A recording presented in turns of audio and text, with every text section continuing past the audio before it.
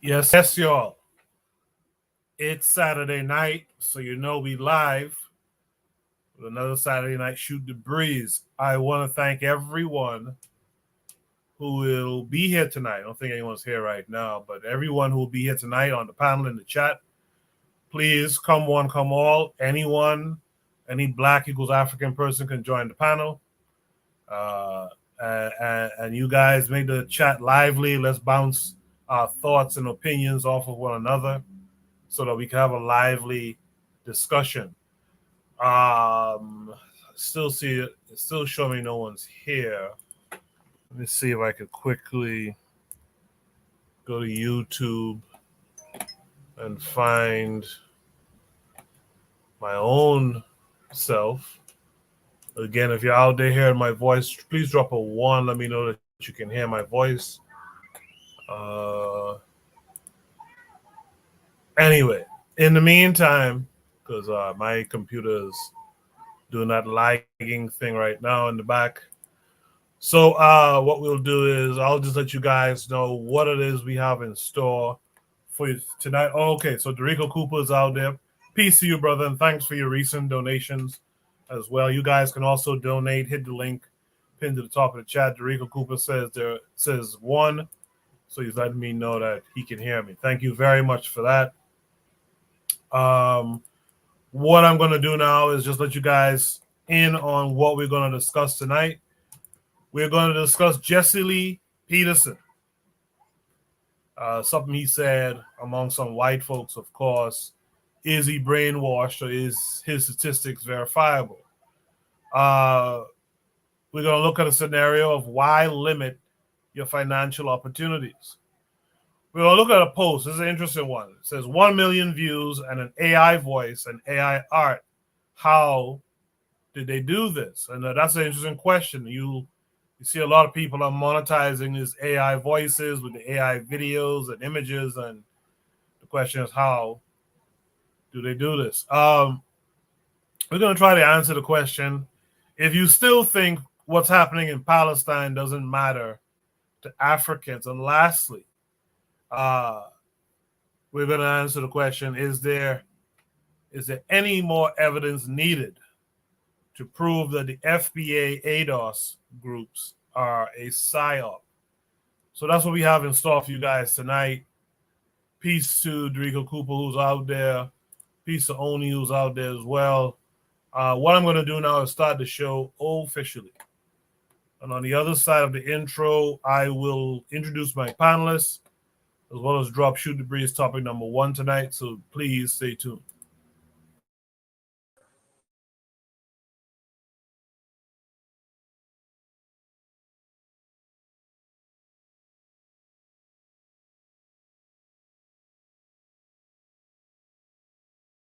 You are listening to the Bitter Medicine Podcast on KWAZ Radio.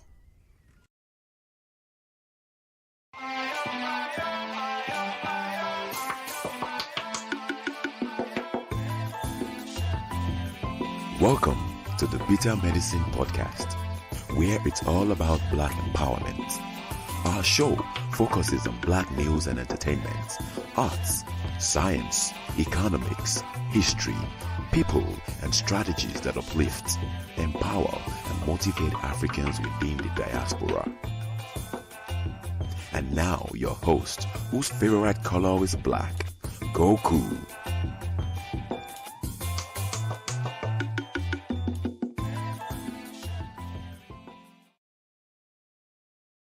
Welcome back to the Bitter Medicine Podcast. I am your host, Koku. Just want to remind you guys before we get the show rolling that this show is part of a podcast network called KWAZ Radio. There are other shows on the network you are invited to tune into. This is D Webb with the Harsh Reality Podcast, asking you to tune in where we tackle the news of the day that affects our community, only on KWAZ Radio. Peace, family. This is Oni, inviting you to listen to the Pro-Black Perspective, where Black problems are addressed with Black solutions. Greetings, fam. Tune in to The Learning Curve with me, the revolutionary matron on KWAZ Radio. You are listening to the Bitter Medicine Podcast on KWAZ Radio. Once again, make sure you guys are tuned in to the other shows on KWAZ Radio. That would include the Brother Bakari podcast, the Forecast Radio, Consider It Cheek / Rum in the Bush. And don't forget to support the matron in her endeavors. Make sure to hit her Cash App up. Make sure to listen to her episodes and hit the like button for all of them all the time. With that said, let me welcome in my first and only panelist tonight. That'll be Oni from the Pro-Black Perspective. How are you this week, Oni? Cool. Just happy to be here. I appreciate you taking the time so early in the morning where you are at to be here with us. I appreciate that a bunch. Make sure you guys subscribe to Oni's channel. Make sure to subscribe to him on Twitter as well, the Pro-Black Perspective. Actually, you can find him at Oni Tase on Twitter. So check him out. Check out his recent book. In fact, all of his books on Amazon as well. Without further ado, look like we're going to have a kind of a light panel tonight. That's fine. We're going to go to Shoot the Breeze topic number 1.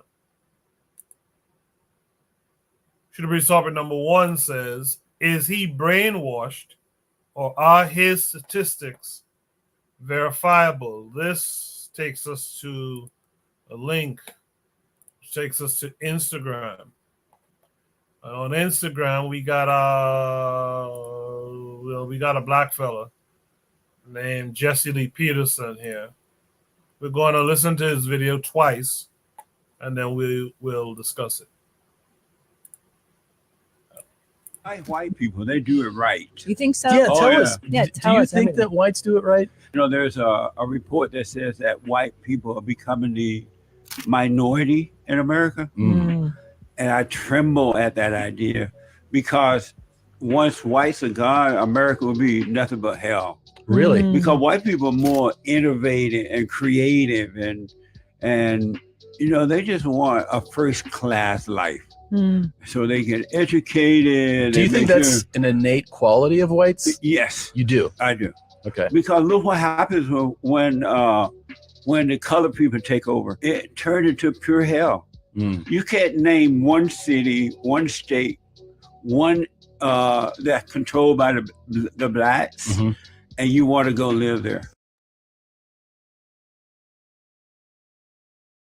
That's why I like white people. They do it right. You think so? Yeah, tell us. Yeah, tell us. Do you think that whites do it right? You know, there's a report that says that white people are becoming the minority in America. And I tremble at that idea because once whites are gone, America will be nothing but hell. Really? Because white people are more innovative and creative and you know, they just want a first class life.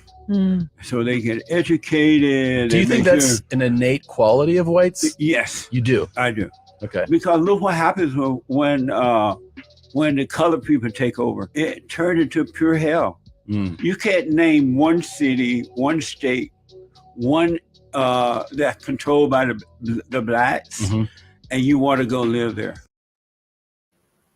Oh, boy, this guy here. Exhausting. Let me just read a couple of the comments under this reel, because I always find it interesting when you read the comments. You know, you get that open white nationalism, and I sometimes like to read it because it really kind of solidifies my stance on a lot of things. So we have here, this one person says, all facts. A good friend of mine is from Congo. I asked him, why is it such a problem? He said to me, because the white man doesn't run the country. Yes, whites are not perfect by any means, but certain aspects in life, they are for sure needed, just like blacks also. Well, I wonder what aspects of life it would be that it would be, for blacks to be needed for. Someone said the devil real busy these days. Look like a white guy, so that's very interesting. Someone mentioned Atlanta. I guess they're saying Atlanta is poorly run because black folks, etc. In the chat, I see Provide Triggers for Evolution says greetings to all. So greetings to you, sister. Thanks for being here once again. The Rico Cooper is out there. He said this dude is talking crazy. Black Steel in the chat said, oh no. And Daily Affirmation by Pauline also says good evening. So good evening to all of you. Thanks for attending. Speaking of Black Steel, let's hear what Black Steel has to say about this. What say you, Black Steel? Man, I almost threw up, man. Good. I almost threw up. I hate Jesse Lee Peterson, man.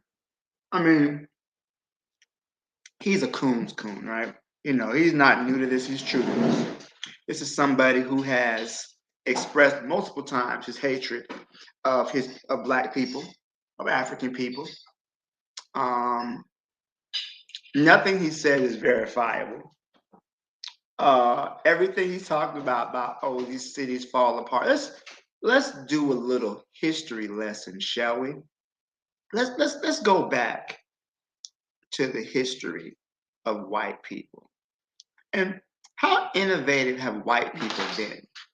Well, white people have really been innovative in their ability to inflict organized violence on everybody else, including themselves. So we look at Europe prior to, you know, the Middle Ages. All their technology came from everywhere else. The Arabs, they got their gunpowder from the Chinese. You know, they got their seasonings and everything else from India. None of the great inventions that Europeans invented, they didn't invent that shit. They got it from other people around the world. And then once they got those inventions, what did they do? They went overseas to murder millions of Native Americans, enslaved millions of Africans, every populated landmass, they committed genocide.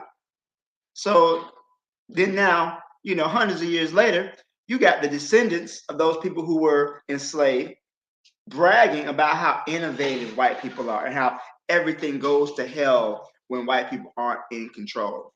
I don't know if you looked out the window lately, but the world is under control. You know, we talk about Pan-Africanism all the time. The world is currently under Pan-Europeanism right now. And what is the state of the world as we speak right now? The global ecosystem is collapsing. We're on the verge of nuclear war in multiple places, multiple genocides across the world. What the fuck is he talking about? But I guess there are some black people who just hate being black. They hate being their connection to being of Africa, and they only see the very worst about themselves. They're going to regurgitate and they're going to speak this nonsense continuously because they hate themselves. Jesse Lee Peterson is an uneducated man, and these white people keep bringing him on their podcasts and their YouTube videos because he just, regurgitates their bullshit. But then they don't look racist when they say, oh, because look, it's a black man saying it. It can't be racist. And that's the very purpose that he serves with that. So he all he does is just exists to, say white people's garbage to get them, to absolve them of their mess. I'll let it go. My dog is about to go crazy. All right. Peace to you and the dog. Let's welcome in our boy Buana. Buana, how are you this week? Hey, Koku. I'm good, brother. My Koku VPL shut off my light. That's why I'm late. So I'm on Wi-Fi right now. So if I'm in and out, you know what it is. All right, just to let you know. Right. What am I? I'm good though. I'm good. I was watching this video. Are y'all talking about Jesse Lee Peterson or something? Yeah. It's Jesse Lee's comments within the video. Yeah. Did okay. I didn't catch. No, I just caught the tail end of it. So you could go past me for this one, okay? Well, the video is short. So what I'll do is I'll play it again one more time, so you can get an idea. That's why I like white people. They do it right. You think so? Yeah, tell us. Yeah, tell us. Do you think that whites do it right? There's a report that says that white people are becoming the minority in America. And I tremble at that idea because once whites are gone, America will be nothing but hell. Really? Because white people are more innovative and creative and they just want a first class life. So they get educated. Do you think that's an innate quality of whites? Yes. You do? I do.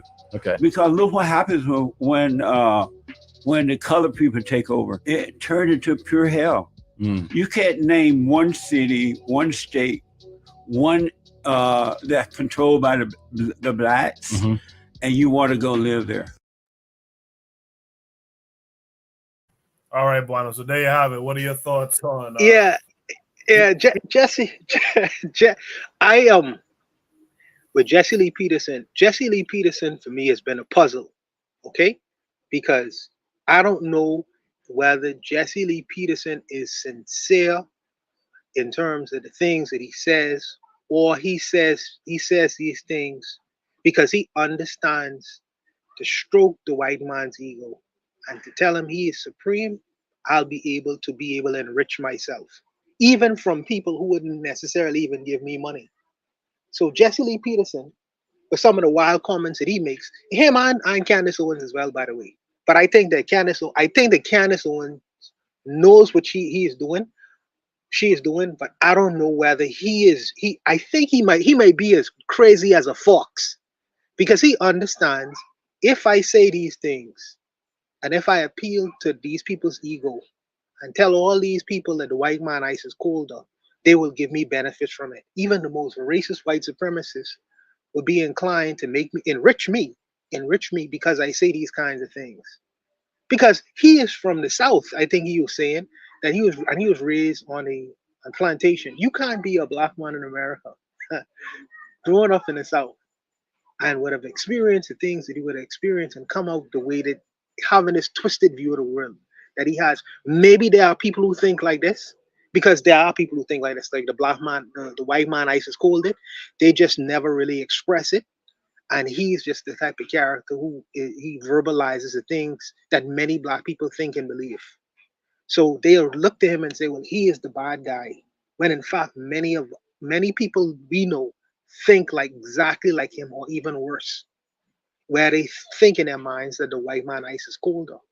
But I really, from time to time, I believe, because I watch some of his programs, and what Jesse Lee Peterson does is he invites on people, very intelligent people, black people, by the way, who is able to defeat a lot of racist arguments.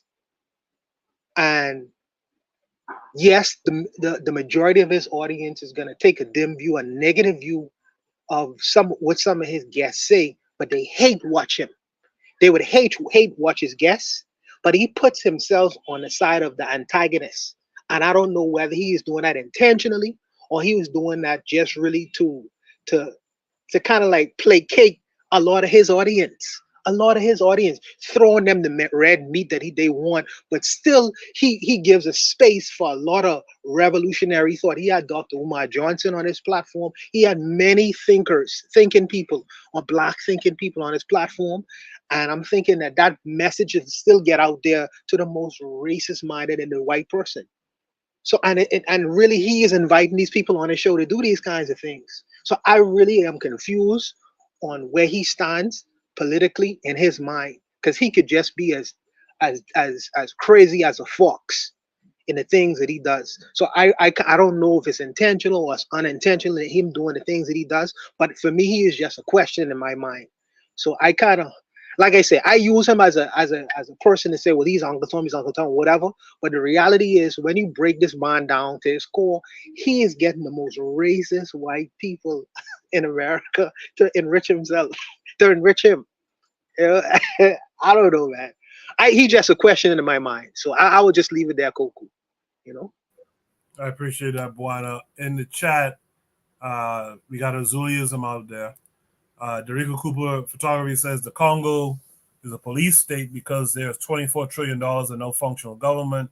The military don't even have magazines inserted in their rifles. Police getting stoned for stealing chickens out of people's yard because they're not getting paid. We got KW7 out there saying JLP, Jesse Lee Peterson, is pandering for a paycheck. He goes on to say, wasn't Jesse Lee Peterson exposed by the same Urugu for being LGBTQ, etc.? Yeah, he was, actually. And Brother Bakari is out there saying peace on Black Power family. With that said, let's hear from Oni. Oni, what say you to this?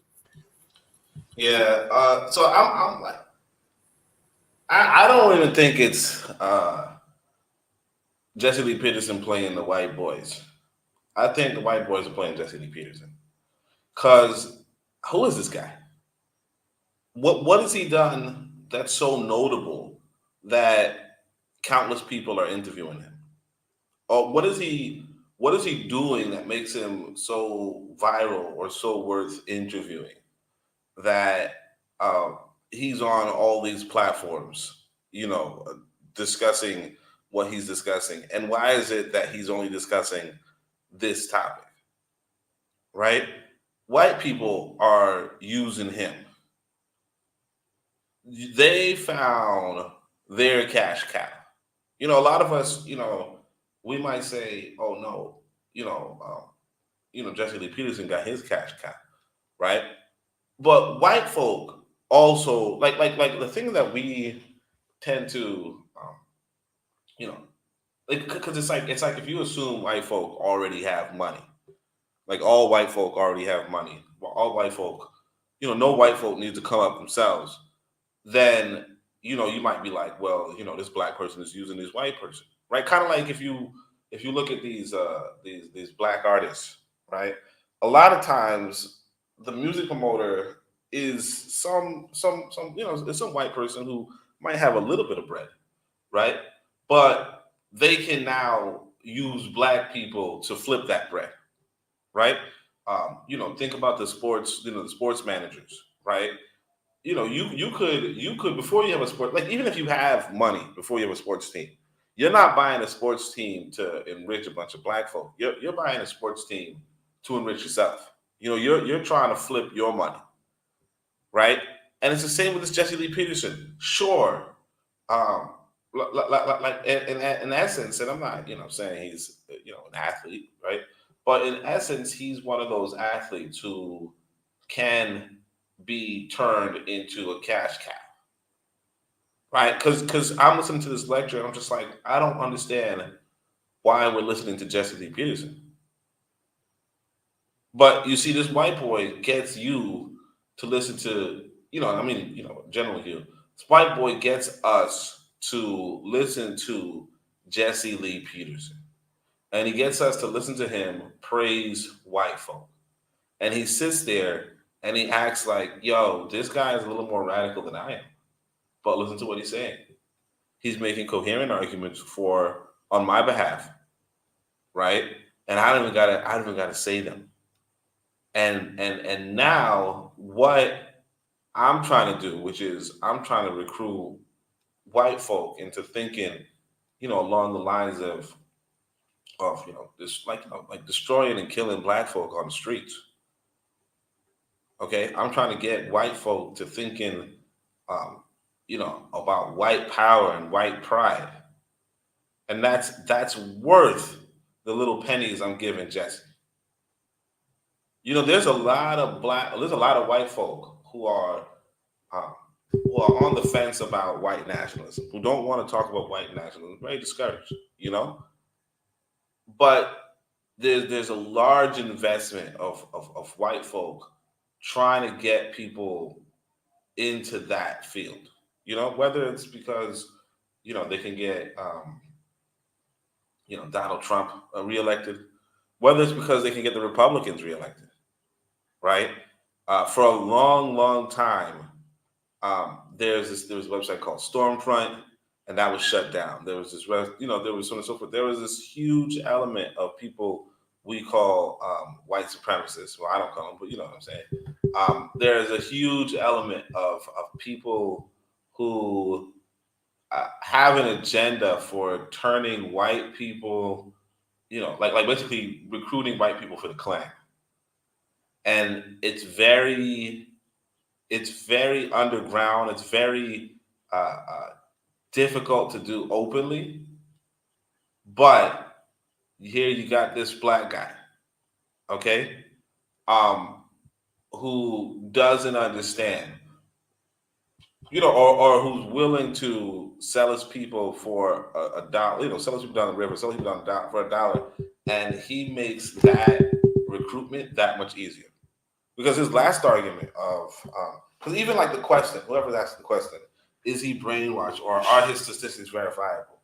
White folk are not even sitting around thinking, is he brainwashed? They don't give a shit. What they're saying is, that's a good argument for white power. That's a good reason to get out and kill a black person. That's a very good reason to, shoot N-words. And a lot of white folk are really, really focusing on, really, really trying to move their lives into that direction. So, I don't think he's playing anybody. I don't think he's brainwashed or nothing. I think white folk, I think he's giving white folk easy money. He's giving white folk easy money for, whatever it is that he gets, YouTube dollars or an appearance. Whatever little thing he gets, he's doing it. And I think somebody brought up Candace Owens. I'll probably end with this. Candace Owens was being recruited by some page, I think it's like Daily Beast or something like that. She started not saying, good things about Israel, and they dropped her off, and she was all of a sudden on had a muzzle on her. That's what these people do. They say, can you fit my political agenda? If you don't, get the fuck out. If you do, good. Here's a few pennies. But otherwise, you are my mouthpiece to make my political ambitions that much easier. And unfortunate for this gentleman, the political ambitions of these white folk is to kill. It's like a lot of these white folks. If you really look into them, the political ambition is to kill black folk. And that's it. Yeah, my take on Jesse Lee is exactly your take, Oni. I first came to know about him, I want to say, from something Tariq Nasheed did. And Tariq Nasheed's take on Jesse Lee is that, he's finessing these white folks. And I'm like, how? How could he be finessing white folks when you're pushing their agenda? At the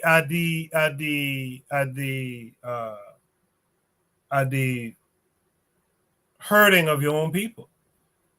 But yeah, I view guys like him, black folks in general like this, I view them as people who they get the fence sitting white folks to cross over and join the crew.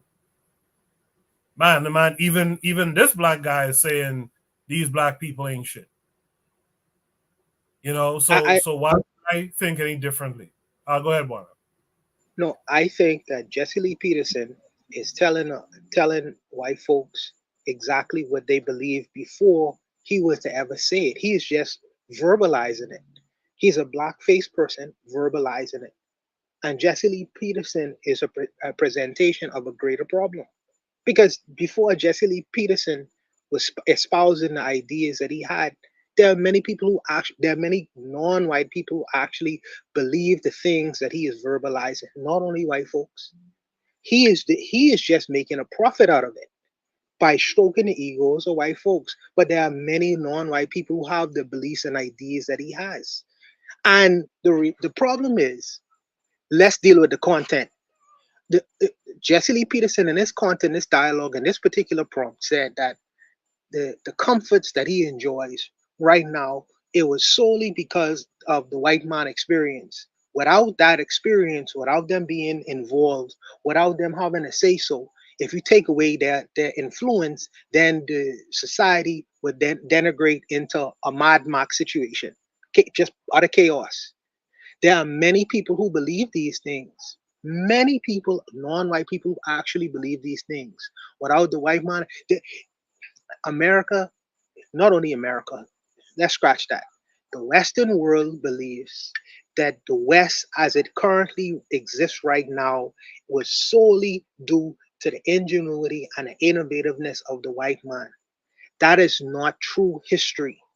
The fact that Westerners decide to ignore, without the inclusion of all these non-white people, you would not have the comforts that you currently enjoy in the Western world without these people as well. That is not in history books. For instance, when the brothers talk about Black history and all the innovators and all the stoplights and refrigerators, and like you could go on and on, that's just one element of people who improved the comforts of the Western world. Then you have the Chinese who brought their own thing to the Western world.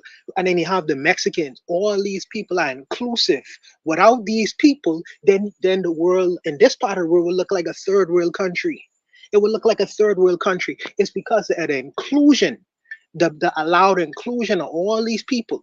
All these people is because of the comforts that you currently enjoy. Now, the typical white boy from Arizona, he doesn't believe these things. He never was taught these things in his history class. Matter of fact, most Westerners wasn't. They have these ideas prior to Jesse Lee Peterson ever even making these kinds of statements. They say, without we settled the West. They would make these kinds of ideas. Without us, there would be no Western society or civilization. They have these ideas in their mind prior to Jesse Lee Peterson regurgitating these things. They're going to believe what they won't believe anyways. He has just verbalized it, and I feel like he is making a profit because of it. Now, if people don't want to believe these things, they would inform themselves. But we know currently, right now, we don't exist in that kind of a society. That's not our reality. We are anti-intellectual culture. That's just what it is. That's what we are in the West. I mean, sorry to say, but I'll leave it, Coco. Sorry for interrupting, brother.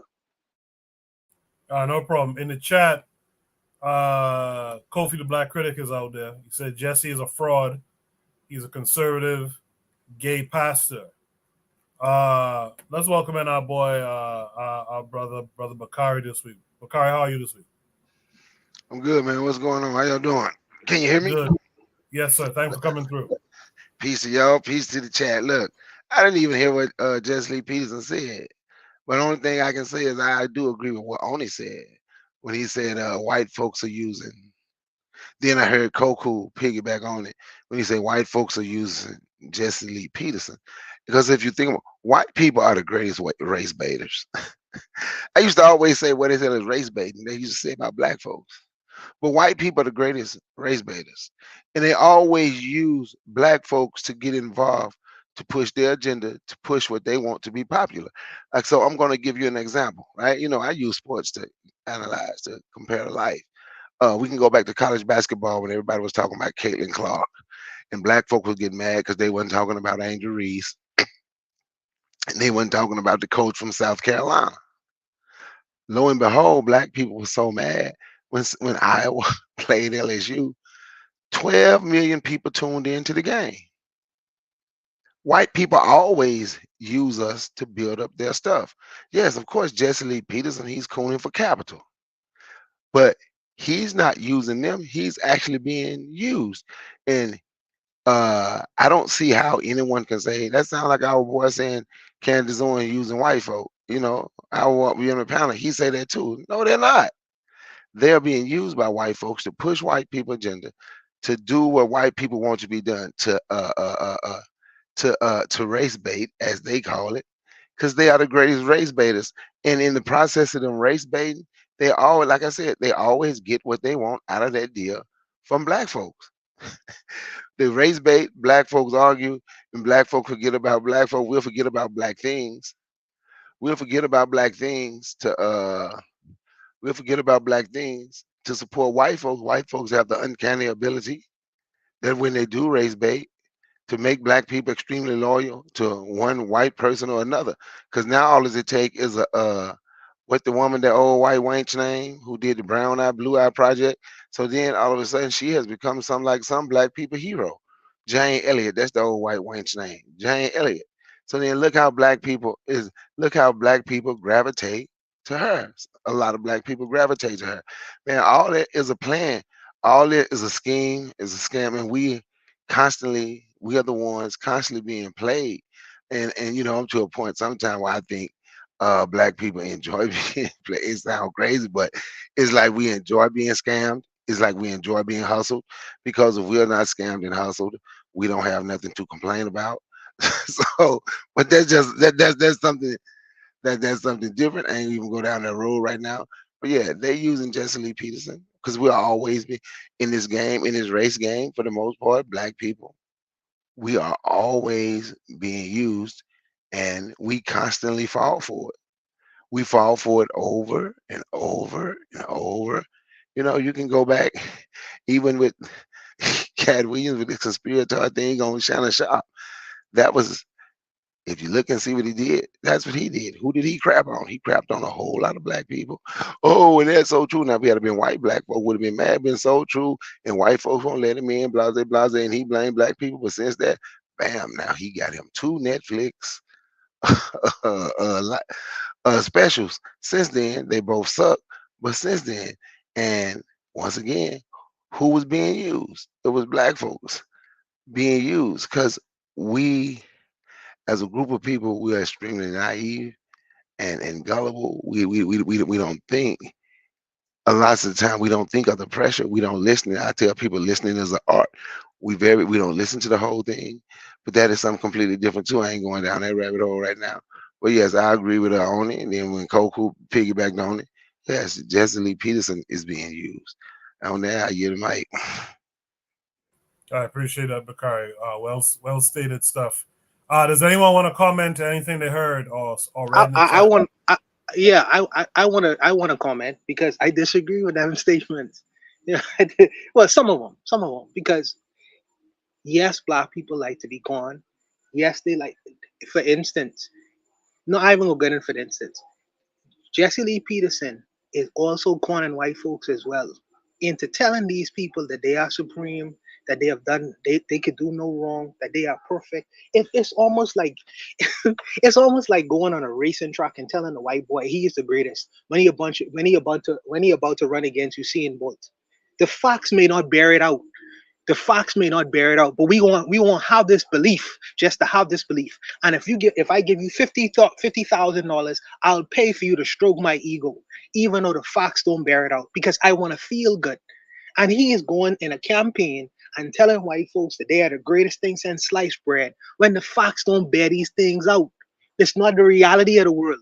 But he would tell them that for money, because it makes them feel good too. They are getting conned as well. It's a false sense of, for me, it's a false belief that to think that why you think they're the best? Why? Well, he is getting them to believe that they're the best solely on just by telling them they're the greatest thing since sliced bread. Solely just by saying that. And then he point to some thing out of context and say, well, this is why you are the greatest. And this is why they put him on platforms, because he is making them feel good, even though the facts don't bear it out. Hey, Bwana, I don't mean to cut you off. Can I say something right quick? I don't mean to cut you off. But before you continue with that, check this out. They don't have to listen to Jesse Lee Peterson to tell them they're great. All they have to do is listen to 90% of social media with a lot of these so-called pro-black people, pro-black Pan-Africans, and they can hear those people talk about how great they are. They don't have to pay Jesse Lee Peterson for a black man to tell them they're great. Black people always brag on white people greatness all the time. I hear what you said. Black people always tell them that they are supreme. They're the white supremies. That's why I tell people it's certain words I don't use. So they don't have to pay Jesse Lee Peterson $50,000 to tell us we're supreme. I can turn on Dr. Umar and he will tell you black women won't take care of a black man if he ain't already rich, but a white woman will. A white woman will look out for him. I can turn on the guy. That's why I can turn on Tariq Nasheed, and I can just always hear him talk about Supreme. I can go listen to a Neely Fuller Jr. book, and he gonna always tell us how great we are. We don't have to give them nothing. They don't have to pay Jesse Lee Peterson to hear a black man say they're great. All they have to do is open their ears and listen. And I know. I hear you. Cut you off. No, that's cool. That's cool. No, I think that the reason why Jesse Lee Peterson's audience is not for us. I think that his audience is meant specifically white folks. Umar Johnson, even though he has that kind of platform, like as you were describing just now, his audience is confirmation bias for people who internally believe these ideas anyways. non-colored, non-white folks who believe these ideas anyways. And this is some of the reasons why I believe that they have such large platforms, because he is a confirmation bias, calling us Negroes and coons and all manner of things. If you don't go along with his form of program, if you don't go along with what he says, you are automatically this. You know, he for me, for me, he is just, these people are, well, I ain't gonna get into that. I ain't gonna resort to bashing. I'm just saying that the reason why I believe that Jesse Lee Peterson has the audience that he has is specifically designed for white folks. That's his audience. Omar Johnson and Tariq Nasheed, those audiences are for another group of people. But even though it's the same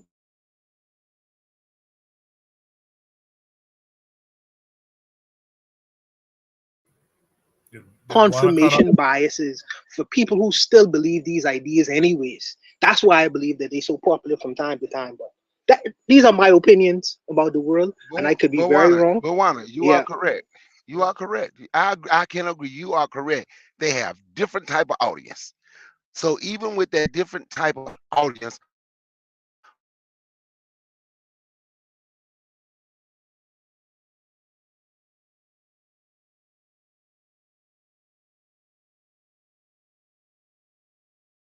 pro-black. Say that again. No, I couldn't hear anything for a while. Was it just me or? No, it's me too. Go ahead. Just say it again, Bakari. Say it again. I say, why pay Jesse Lee Peterson anything when I can turn on these into supposedly strong black people that's really pro-black? Don't have to give them a dime and hear them talk about, well, you know, white people won't do this. See, black people do this. They don't have to listen to no one else. They don't have to pay anyone. Once again, they don't have to pay anybody to hear black people talk about the greatness of white people. They don't have to hear anyone talk about what the white people have done, us being civilized. And I'm not civilized. I don't mind saying that, because being civilized means, according to them in this society, you do everything white folks do, right? That's what civilized is over here, right? So that's all. They don't have to pay anyone for that. They don't have to. Jesse Lee ain't using them. They are paying Jesse Lee so they can use him. Like when they get tired of using him, like they got tired of using Candace Owens, they gonna throw you away. Jesse Lee Peterson is saying, you can turn on the pro-black so-called people that consider themselves pro-black and can hear the same things come out of their mouth about white people. Some of them, some of the same thing. You know what, Brother Bakari, you have a point. You have a point, brother. The only thing I forget my point, because you have a point with the things that you are saying. You hear some of the things in black circles. However, there's a distinction though, that I don't think that the so-called, well, I don't think that the Pan-Africans would go as far in saying some of the things that Jesse Lee Peterson says, like, thank God for slavery, even though that slavery was a rough time, he brought us here to America. I have never heard Pan-Africans speak like that. So that, to me, he is the extreme version at the extreme end. I've not heard Pan-Africans speak like that. You know what I mean? But some of the things, you know, like I say, you do have a point in what you're saying. You could cut on any one of these, some of these pro-black panels, and they talk around the same kinds of ideas. Not completely, you know, but I think that some of the things that we say from time to time, it's Jesse Lee Peterson-esque. You know, and even if I was to indict myself, because some of the things that I agree with, some of the things that Jesse Lee Peterson says when he talks about hard work, I can't get around that. I believe in hard work. But see, he's saying it in the context of mean that black people don't work hard as well. You know what I mean? I was like, why would you suggest and think that black folks wouldn't work hard? Because I believe hard work, eventually you're able to reap some rewards and results. Do I sound like Jesse Lee Peterson in saying that? Maybe, but I think that the context is different, because I mean it completely different from how he's saying it. You know, so I don't know, but I think that you do have a point in saying what you say, because you could cut on the television, you could cut on a lot of these streams, and you could hear the same kind of rhetoric and dialogue. So why would they have to pay him? But I would ask you a question. Considering Jesse Lee Peterson, listening to him as a man, would he be able to garner the amount of wealth that he has been able to garner without saying the things that he would have said. I don't think that he have. I don't know. I don't know if he have the skills to be able to. I think Jesse Lee is like a millionaire by now, so I don't think that he would be able to be a millionaire by now without doing and saying the things that he's actually saying. I don't know. I don't know, man. But I'll leave it to be short, man. You know what? He might not be. I'm sorry, Black Steel. Go ahead, my man. What's going on? My bad. I didn't mean to cut you off. How you doing? No. The thing is, I like you said, his audience. Jesse Lee Peterson exists to be that black dude that says what white people want him to say, right? So that way, he basically acts as a shield to their racism. So they can say, I'm not racist. Look what this black guy is saying. And he's black. Just like whenever there's a police shooting, right? And it's a black police officer involved. It's not racist because it's a black cop who did the shooting, right? So that's kind of that's the role that people like this serve. Jesse Lee Peterson is too much of a coon to have any type of real standing in the black community. The Jesse Lee Petersons, the Candace Owens, what's the one black Republican, Tim Scott, these people, we can see them coming a mile away. So they don't really serve any purpose but to just repeat what white people say for us.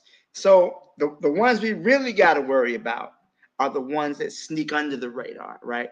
Those are the ones that are really harmful to black people. Jesse Lee Peterson, he's like you can see him coming. So you're not really concerned about it. He didn't speak to us. Everybody looks at him and say, what's this dude talking about? And the thing is, he didn't list any facts. He didn't list any stats. The only thing he said was that white people are projected to be a minority in the future. Okay. So that doesn't have any bearing to do with the state of the country. Oh, if white people go away, shit's going to fall apart. Shit's already falling apart. I don't know where he's talking about. When when almost 70% of people in this country can't come up with $500 in an emergency. What's he talking about? What is he really referring to? He doesn't know, but he just says, and you see the white man just nodding his head like he's saying, like he's saying something deep. He's not saying anything deep. All he's doing is just, speaking to your ego, making you feel like, well, maybe white people, maybe we're not so bad. We really did bring civilization. And if we stop the whole world to fall apart, Jesse Lee Peterson is an obvious plan. Whether he's being played by the white people or the white people playing him, I think it doesn't really matter in the end. I think that we know who he is. We know we see him coming. And people who say the things he say, they don't have any standing in our community. I'll leave it there. Hey, let me say this right quick before I get off, because I'm out and about and I'm gonna listen offline for a second. Well, I agree. They shouldn't have no standing. They shouldn't have no standing in our community. But in all honesty, and I just go back to what I said before. Jesse Lee Peterson said a lot of things about black people that a lot of people that say they're pro-black say.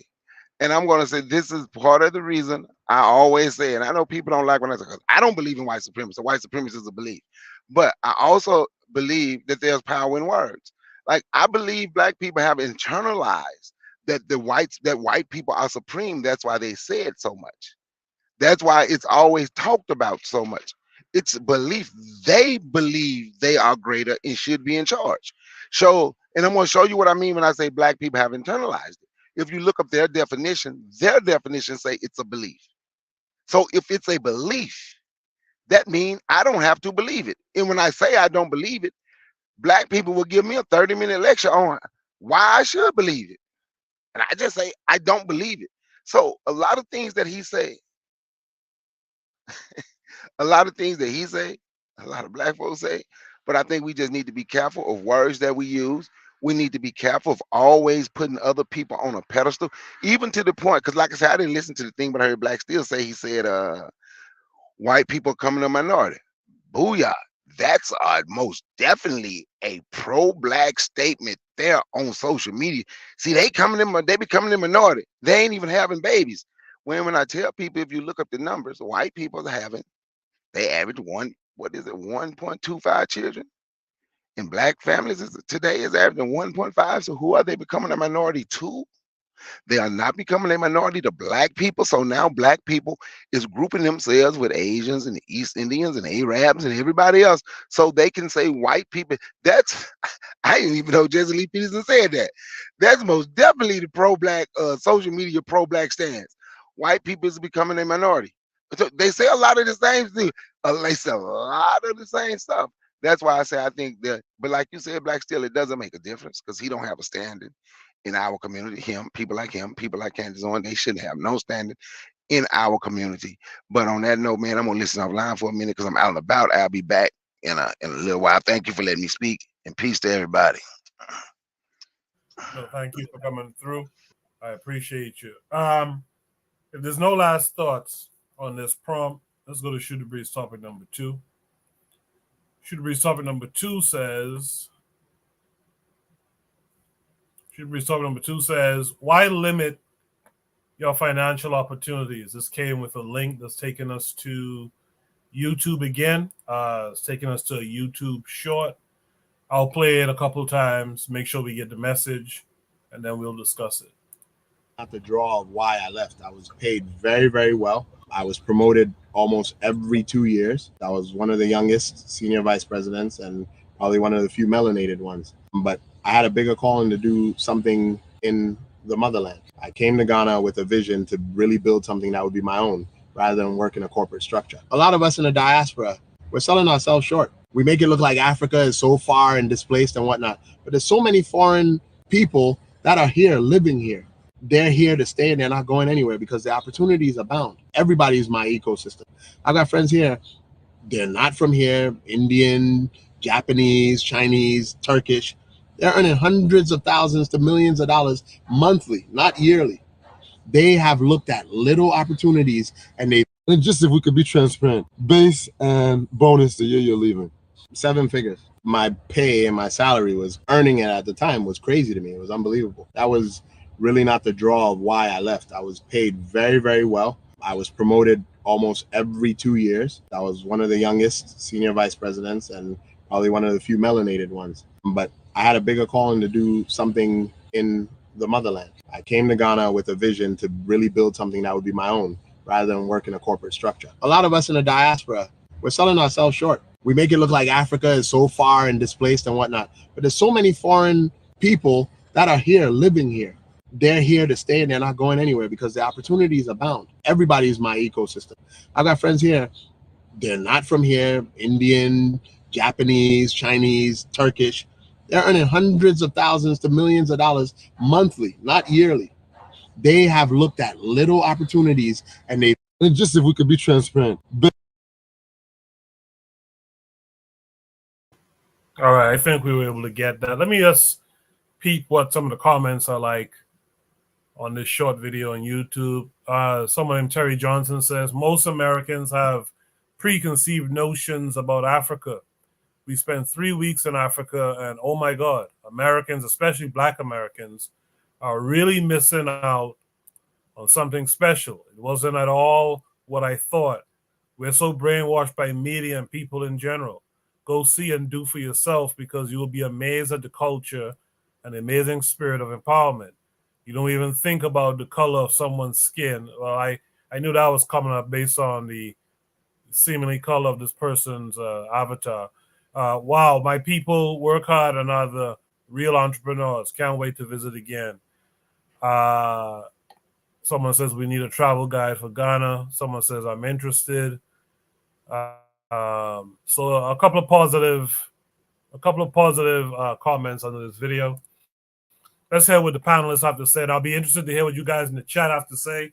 Let's be active tonight. Let's not fall off tonight. Let me mix it up a little bit. Let me start with Oni on this one. Oni, what say you? Yeah, I think we have to come to terms with. I think many of us don't hear this, and I think a lot of us, kind of like how even though we criticize Jesse Lee Peterson, we take for granted that this white boy is giving us jobs in the West. You know, I never really liked Claude Anderson, but I heard this guy maybe like 15 years ago, you know, before most people have, right? Because back when I was, you know, interested in the quote unquote conscious movement, you know, they were still handing out DVDs and cassettes. No, not DVDs, like CDs and cassettes and stuff, right? Or in voice recordings. And so I heard one of his earlier lectures, you know, from way back. And one of the things he would point out was he was like, you know, 95% of working black people work for white folk, you know? And he was talking about, obviously in America, right? But that's one of the big things we don't get. And if you look at other people, they say to themselves, like if you want to be a competitive person in any sort of field, right? You can't be underneath another people. You know, so the Chinese, they are now competitive in, let's say, microprocessors, right? They can be competitive microprocessors because at one point their leadership and their people said, let's not depend on these white folk for all of our technological needs. Let's do something for ourselves. And so, you know, the mindset that comes with, you know, repatriation or going to Africa or what have you is, you know, it should be attached to those among us who say, you know what, even though I can live comfortably in America, you know, even though Wazulu can give me a comfortable life, you know, because, you know, we say, you know, or at least, Vaughn says, Jesse Peterson is playing this white boy. But really, you know, because all of us could get a comfortable life with white folk. You know what I mean? We could all go to our job, you know, play our part, you know, big him up whenever he needs to, you know, stroke his ego, you know, tell him we stupid and, you know, how much, whatever. And, you know, collect our paycheck. And that's what most of us do. We collect our paychecks from whitey. You know, even now, like I said, I work an online job. So I start working, you know, I don't always work it. You know what I mean? But when I do, yeah, I'm collecting this white boy's, you know, this white boy's giving me a little bread, right? My point is, though, that because we do those, I mean, me personally, what I'm also trying to do while I'm, you know, even though I collect a little bread from this white boy, is collect my own bread so I don't got to collect no bread from this white boy. You know, and the reality is that it you know, if you're, you know, even if you're, whether you're Jesse Lee Peterson or not, right? If your life goal is to always serve another man, right? Always to serve a foreign race, you're not really going to be that materially different from Jesse Lee Peterson. You might not say, oh, yeah, well, you know, white people make the best jobs. You know, white people make the best, you know, blah, blah. White people have the best products. White people provide the best services, right? But that's going to be the life in your legacy. You know, that's going to be your life and your legacy. So, you know, what I'm trying to do now, obviously I'm trying to write a book.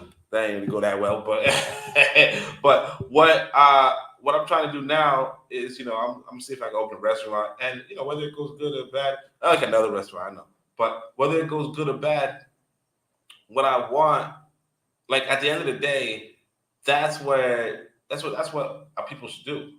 That's what an entrepreneurial person should do. That is, they should try, and if they fail, try again. Right? That's what we should do, and that's the opportunity you have in Africa. I'm not saying you don't have the opportunity in America, because of course you do. Except for that, when you do it in America, one, you're in this white boy's legal system, okay, and two, it's going to cost you more. You know what I mean? Now, granted, you can make more, and of course you'll have to make it in this white boy's currency. But what I'm saying is that, you know, realistically, what they're saying is, yeah, leave the fucking West and try your best, you know, in your homeland where the profit margins could be good, and where things can, you know, things can favor you. But of course, a lot of people are not going to try to hear that, and the reason why is because most of us, most people, are not really trying to be about it. And because most people are not trying to be about it, of course, staying in America where white boy hands you a life, you know, he tells you, here's how you can make a decent life.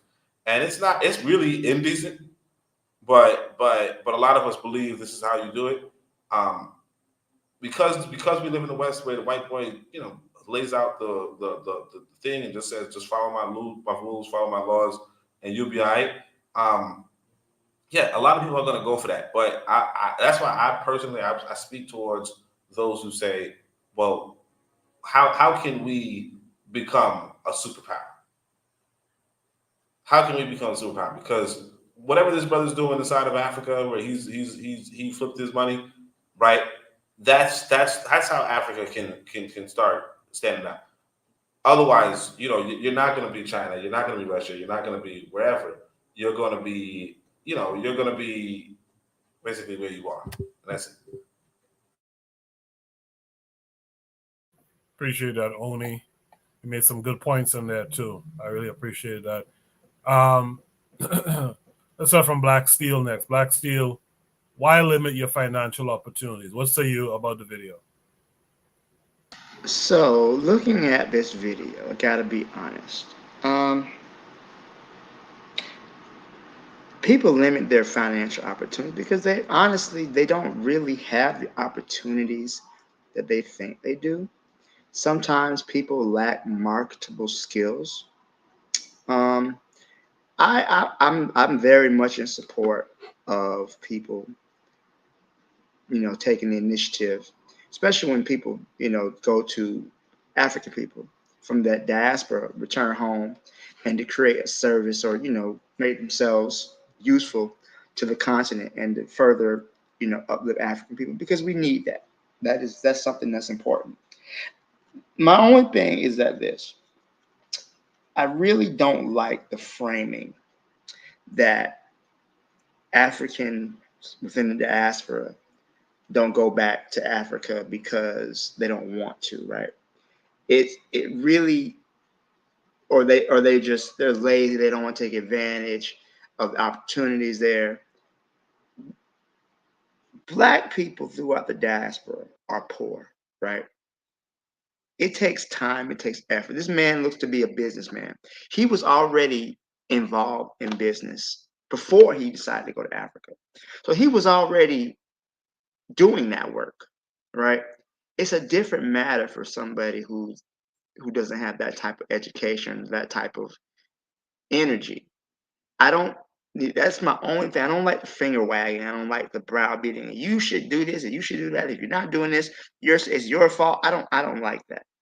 I think that a lot of these African countries, they're trying to entice people to come back because of they're suffering all of the brain drain from losing their best and their brightest to Europe and the United States.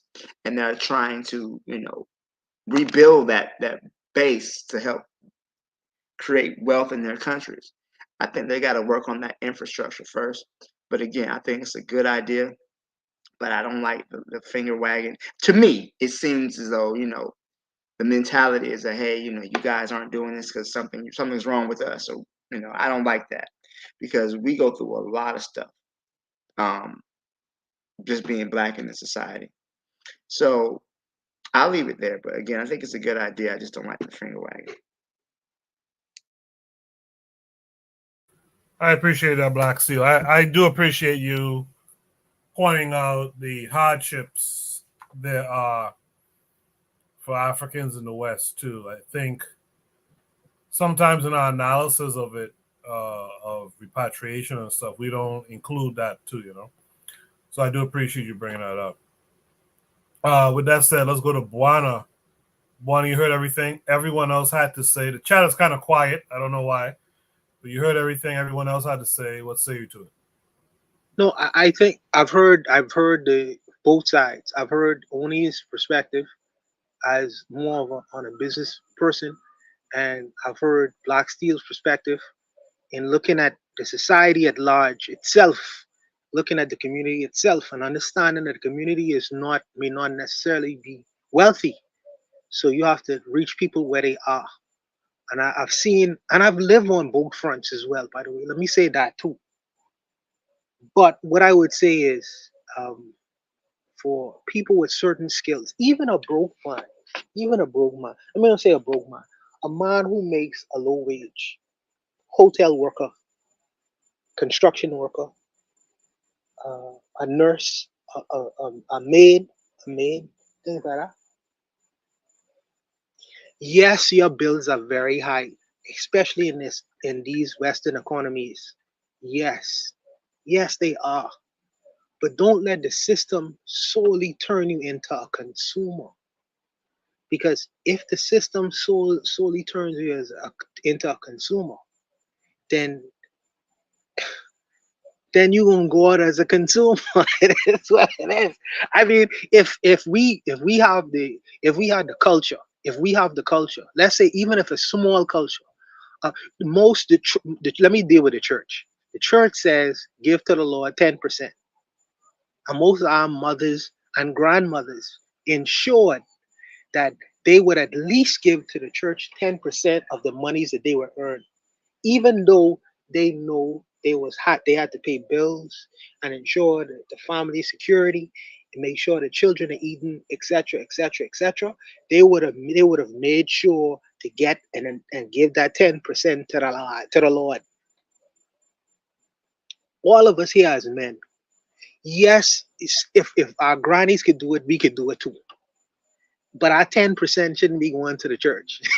Our 10% and how we invest should go into something a little bit different. Even if we used to just put money to the side, put money, a percentage of money to the side, even if it's 1% of your money, or 2%, or 3% of your money to the side on a consistent basis, and just wait for an opportunity to avail itself, because you might not be able to see it wherever you are in the world.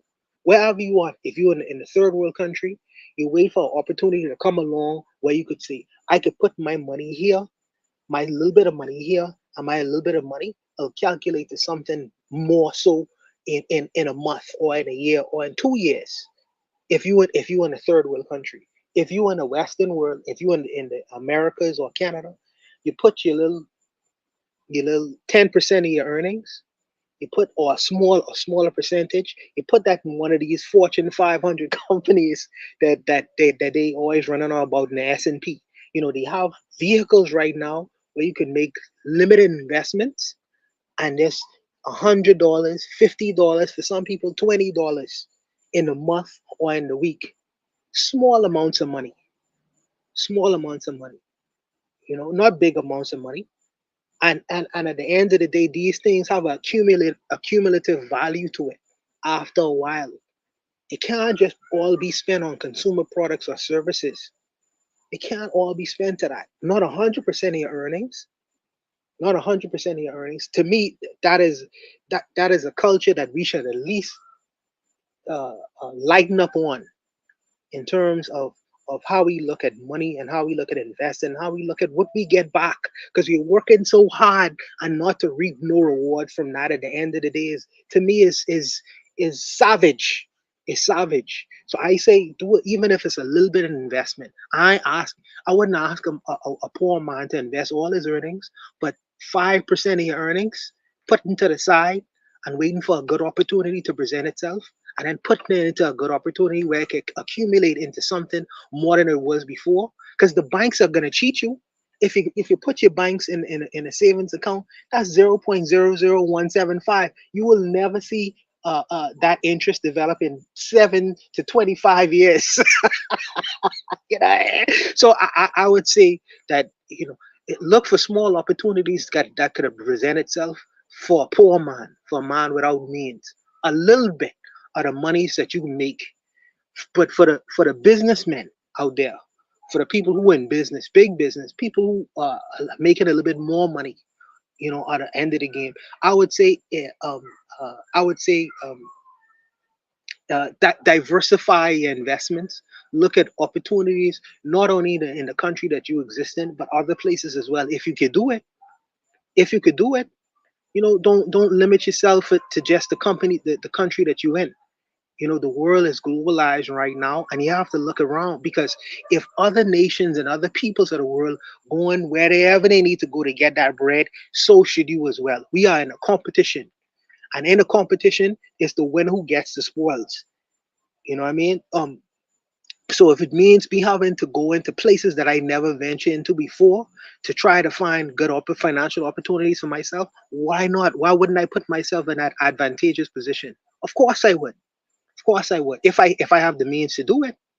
So I think it's important for the black man to look at the world at large and find his place and find where he can make good opportunity and reap the rewards of good opportunity, because it's only going to benefit himself and his family later on. But for the small man, I say invest a little at a time. Don't spend 100% of your earnings and giving it to corporations and all these people and more. They'll sell you something and tell you they can't sell you nothing no more. And then when you finish with that, they move on to the next person. So I say put a little bit to the side and make small investments as you could go until it grows into something significant, and then try to see and if you could find opportunities to put your money in where you can multiply it a little bit. You know what I mean? Don't give it all away to the people who trying to sell you something. That would be my advice to the man who's starting off small. Because just because you start off small, that don't mean you have to stay there forever. But that's my opinions, and I'll leave it there. I like that. Some solutions for those who have it a little bit better and those who don't have it as well. Okay, I appreciate that, Buana. In the chat, Provide Triggers for Evolution says there is a clip online where Farrakhan shared Black Steel's perspective. Dated several years ago, he noted that the continent should not rely on the diaspora for its development, since 85% of the diaspora lives paycheck to paycheck. Black Steel, do you want to comment to that, or does anyone have any other comments they want to drop before we move to the next topic? No, I'm good. I think that's it. All right, that's cool. Well, for time's sake, I guess let's go to Shoot the Breeze topic number 3. Thank you, Provide Triggers, for still hanging in there and giving us some comments. Make sure you guys hit the like button. Share the show to social media if you don't mind. But if you're here, make sure you comment and have a conversation with us. Shoot the Breeze topic number 3 says 1 million views, and AI voice and AI art. How they do this. So this came with a link. Hold on, let me tee it up. Forgot to do that.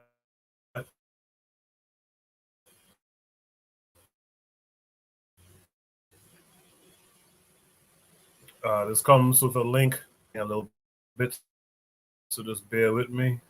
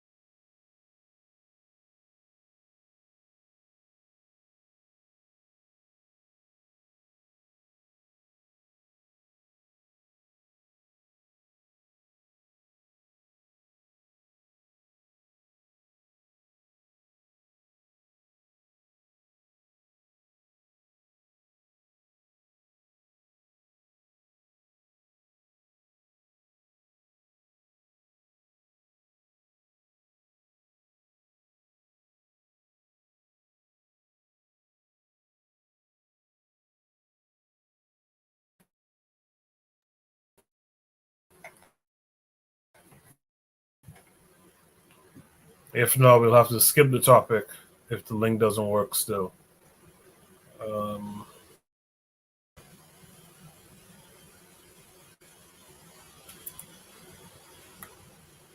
You guys are hearing me, right?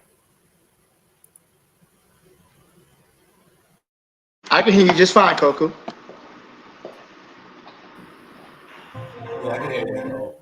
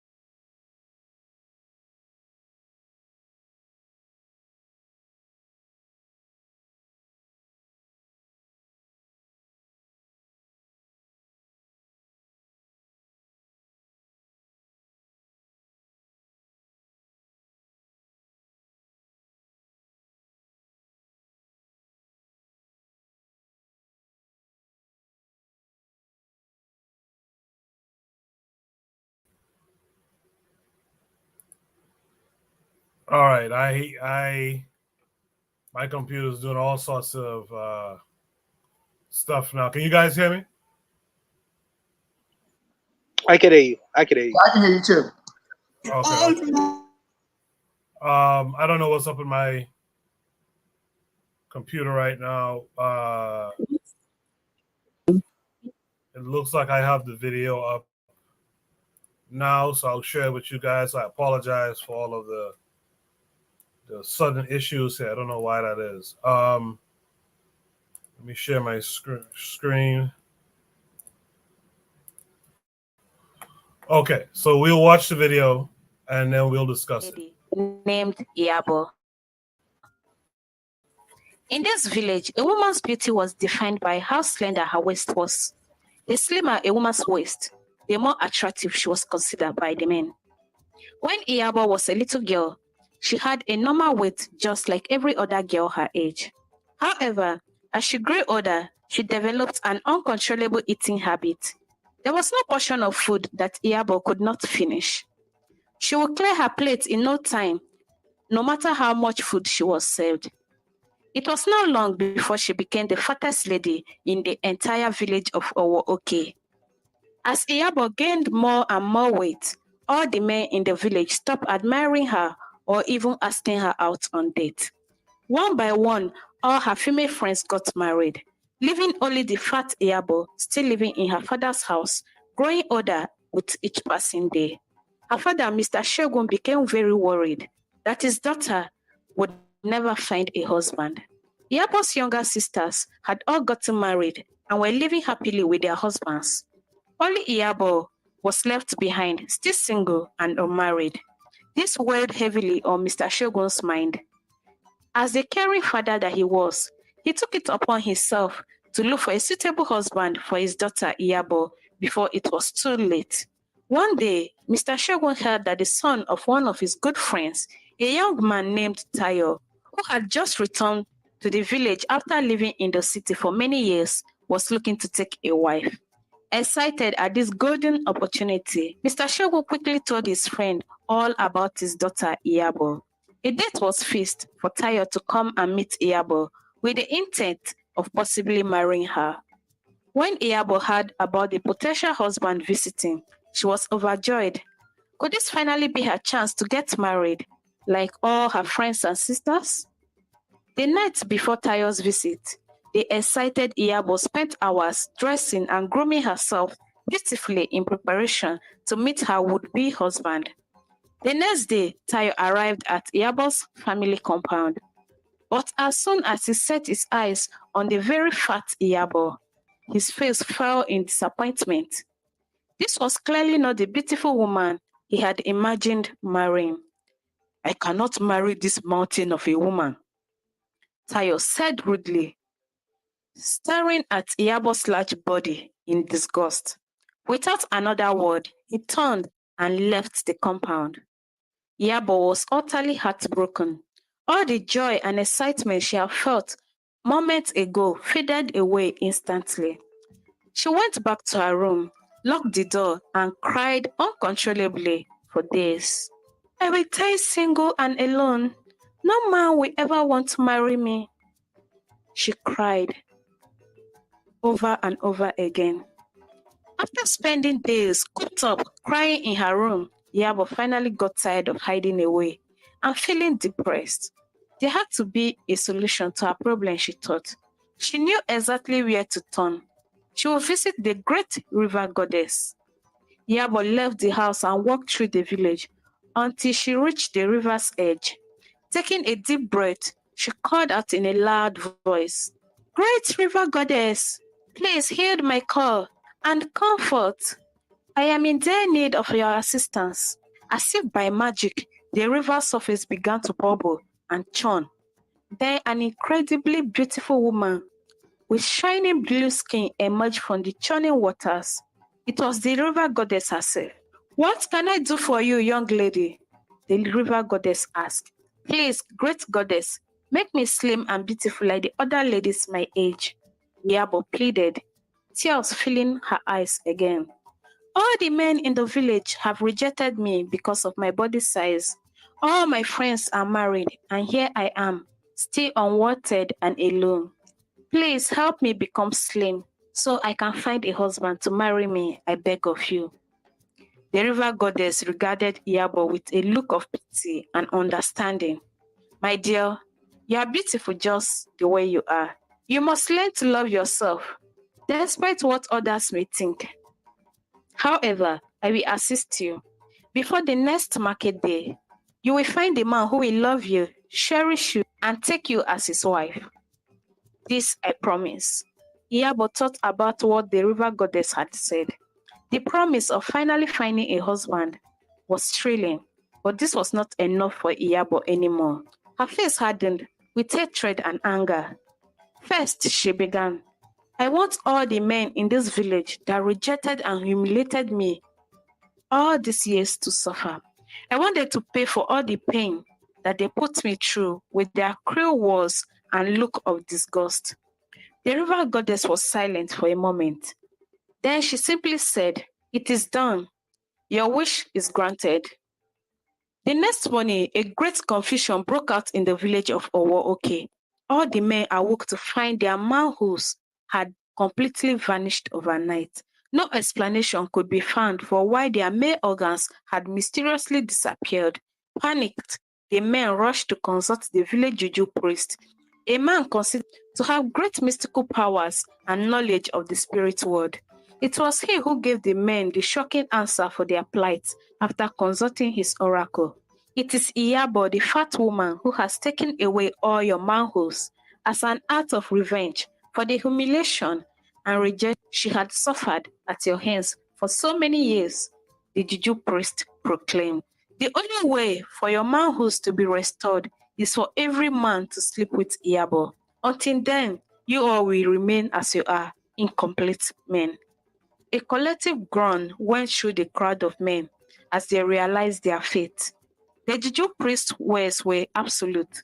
If they wanted to be made whole again, they would have to sleep with the fattest, most undesirable woman in the village. It was a devastating blow to their egos, but the men had no choice. One by one, they lined up outside Iyabo's hut, waiting for their turn to sleep with the woman they had scorned for so long. Surprisingly, despite their initial repulsion, Iyabo appeared instantly attractive to the men the moment they stepped into her hut to lay with her. The men would literally spend hours upon hours copulating with Iyabo. Their manhoods will become energetic and insatiable when with her, yet totally inactive and limp when they tried to lay with their wives or any other woman in the village. They were powerless against the hold Iyabo had over them. For Iyabo, it was a total bliss and vindication.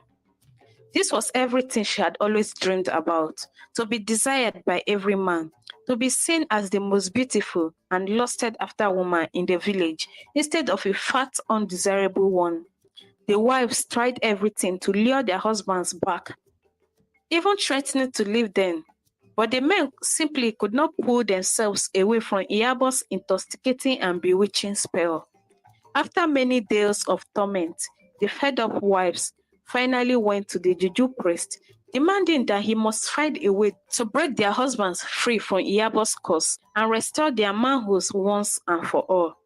There must be some kind of counter spell that can overpower this dark magic Iyabo has employed. They pleaded with the juju priest. Our homes and families are being torn apart. You have to help us.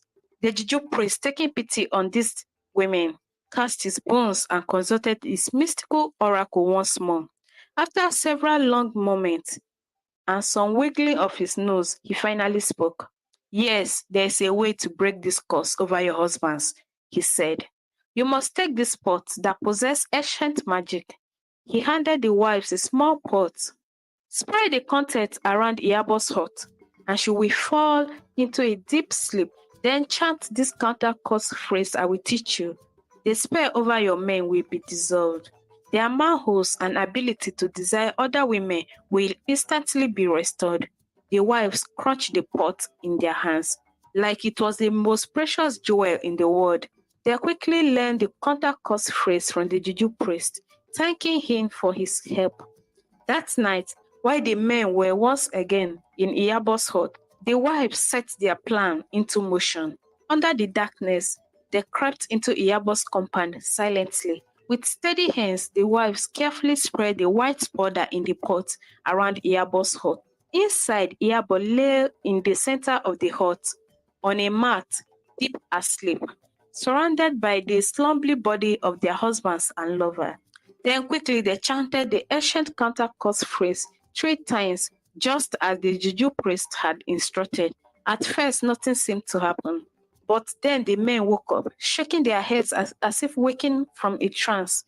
Their eyes went wide as they realized where they were and what they had been doing. My wife, forgive me. I did not mean to stray. Some dark power was controlling me. They started exclaiming as they rushed back to their respective wives' arms. The spell had indeed been broken. Word spread rapidly through the village of the curse being dissolved and Iyabo's hold over the men destroyed. The husbands and wives rejoiced in being reunited again. As for Iyabo, she awoke the next day feeling confused and dizzy, with no memory of the previous night's event. When she tried calling out to the men who had so eagerly satisfied her desire just a day ago, she was met with silence. The men had all returned to their wives, refusing to look even in Iyabo's direction now that her spell over them had been broken. Realizing that the curse she had enacted upon the village menfolk through the river goddess had somehow been undone, Iyabo knew there was only one person who could provide answers. She had to return to the river and try to find the river goddess once more. Without wasting time, Iyabo ran through the village to the river bank. When she arrived, she began to call out the river goddess' name. Great river goddess, please come forth and speak to me. I am in need of your assistance. But despite Iyabo's repeated pleas, the river goddess did not appear. She cried out for what felt like days, sitting by the river banks, but the river goddess never showed herself. Iyabo could not understand why the river goddess had abandoned her. Was it because the river goddess was angered that the curse she enacted had been broken? Was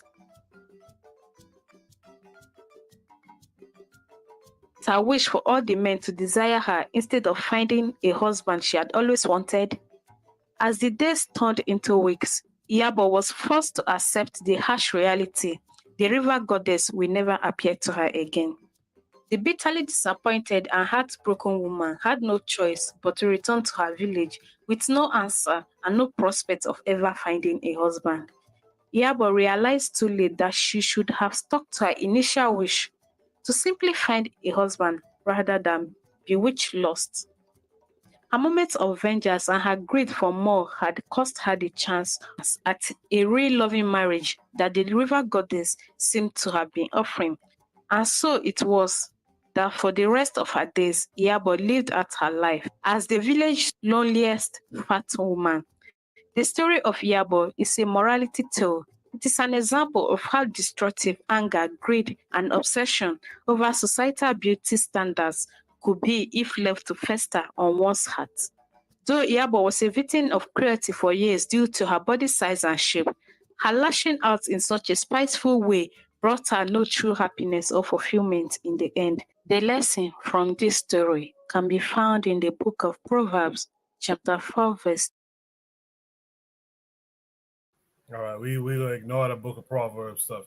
Funny enough, I actually know a sister that kind of favors the Iyabo in the story. But seriously, because I know there's some moments for tongue in cheek here. This is the kind of stuff that we really should be on top of.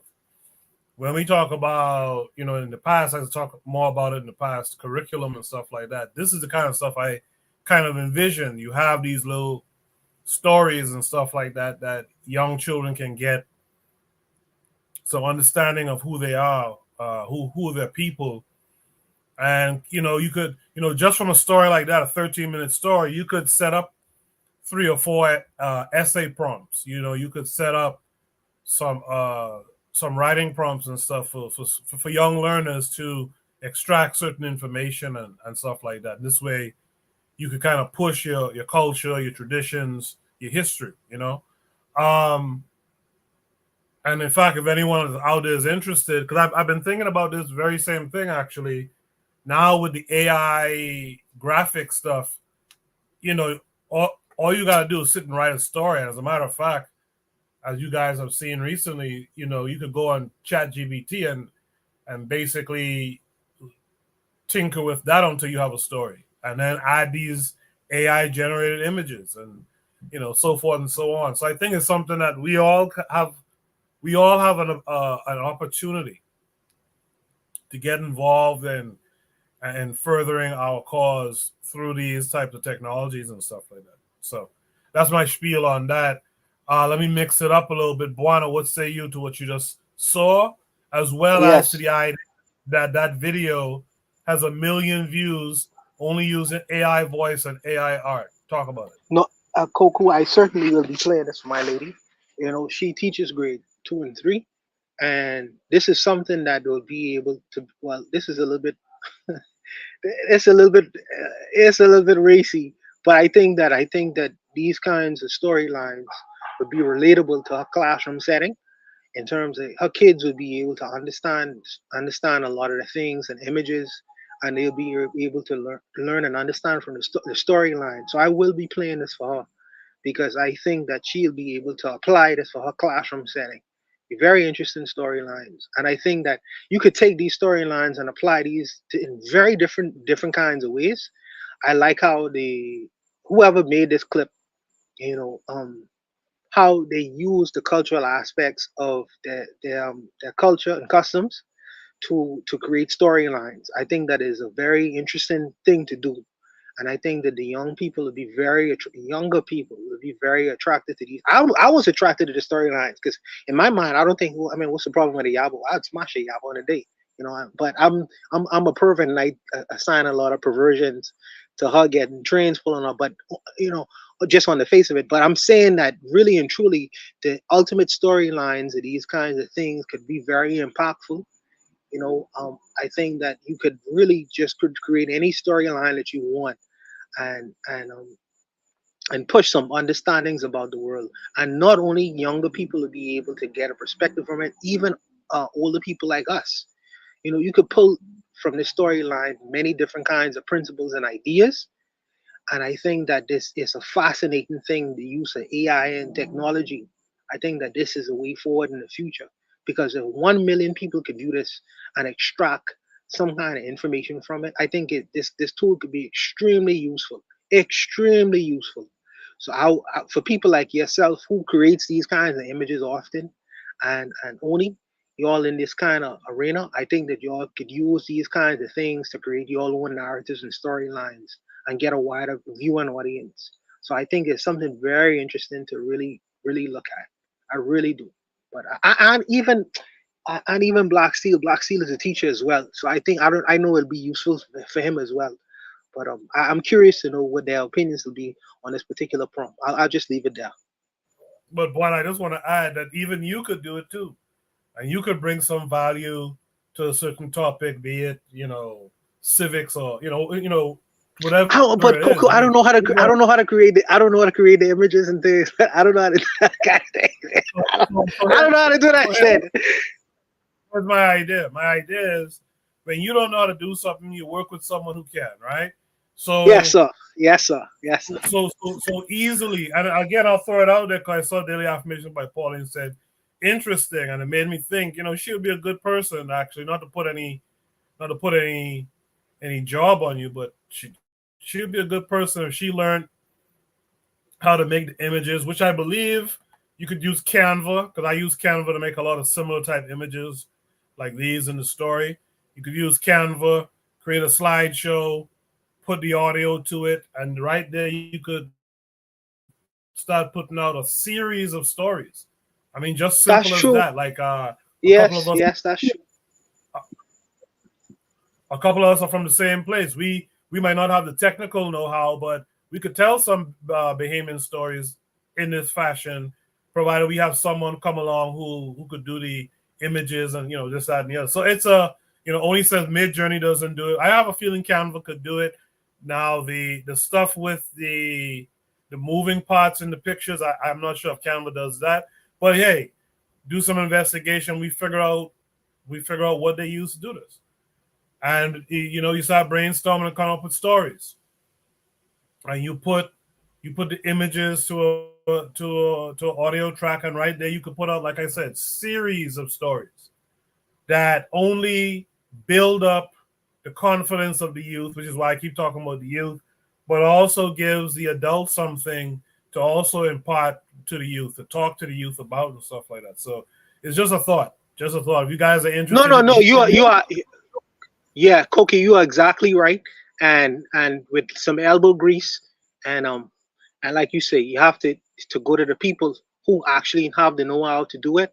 And it's something that it's really something serious to look into. So I would take it seriously. And oh goodness, sometimes I have so much things on my plate. But you are exactly right. You can't be lazy about it. You are exactly right. Absolutely, yeah. You can't be lazy about it when it's right, like you're seeing it play out. It's not a hypothetical. And by the way, there's a couple of videos on YouTube that tell you how to create animation using the software, the online software Canva and stuff. This is how I know a little bit about it, because I was looking into doing some animation stuff with Canva. So but this actually seems better for me. I mean, imagine going through Carter Woodson's children's book and just recreating some of the stories, the African stories and stuff, or creating your own stories and just creating your own images and stuff like that. So you can do it by teams. You don't have to do it by persons. Daily Affirmation by Pauline says, good recommendation. Yeah, I just thought something like that would be interesting. I could get, like I said, again, hit me up on the Discord if y'all interested. Maybe we could get a little group going, doing some stuff. Sorry for interrupting. And use people like Daily Affirmation by Pauline voice. She's very articulate. She can articulate things very well. So I think that would be something very good to just use her voice, not to just use her voice for free, but to use her voice to articulate some of these images. So I think that is something that's very useful. You are absolutely right. Yeah, and the matron as well. Shout out to the matron. Use folks like that. And if we were to do it on KWAZ Radio, imagine all the different people that we have here that we could, just put together some audio and stuff and put together stories, put them out. With that said, let's go to Black Steel, who is a teacher. Black Steel, what are your thoughts on the story? What are your thoughts on how they put it together, etc.? I think the technology could be used in many different ways. And I think it definitely could be a teaching tool. One thing we have to do is we have to compete with a lot of technology nowadays. A lot of kids are in their phones. They don't want to focus on the lesson. It's hard to get them to read stuff. So this is a technology that could definitely be used to reach people, especially young people. Images and narration. In fact, I would even have them do an assignment using technology. When we're discussing a topic, okay, we're doing this, have a certain rubric, and you create a presentation for me to grade. So that could be something that they could use as a that's a great idea. Yeah, so that way it can, the thing is to get them involved in the learning instead of me just being the one to dictate to them. Get them involved in the actual process. So I definitely would think that would be good information. The story is and I'm saying I made a few jokes tongue in cheek because Black people, especially Black men, they like big girls. Yabo would have no problem. Let her meet a dude from the South or a Jamaican. Oh, she would have had dudes kicking down her door. Come on now. And I was trying to get at Yabo. Yeah, but she's looking for a man. Hold on, Yabo. Come on. So I mean, it's but I understand the story about the parable. Don't ask for too much. Appreciate what you have.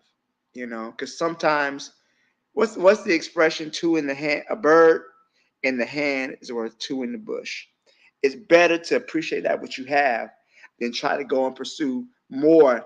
The possibility. She was so focused on revenge that she ended up missing out on something that would have made her happy. They say comparison is the thief of joy, and that's a very good point. So it's a good tool to teach a story. Entertaining, all the views.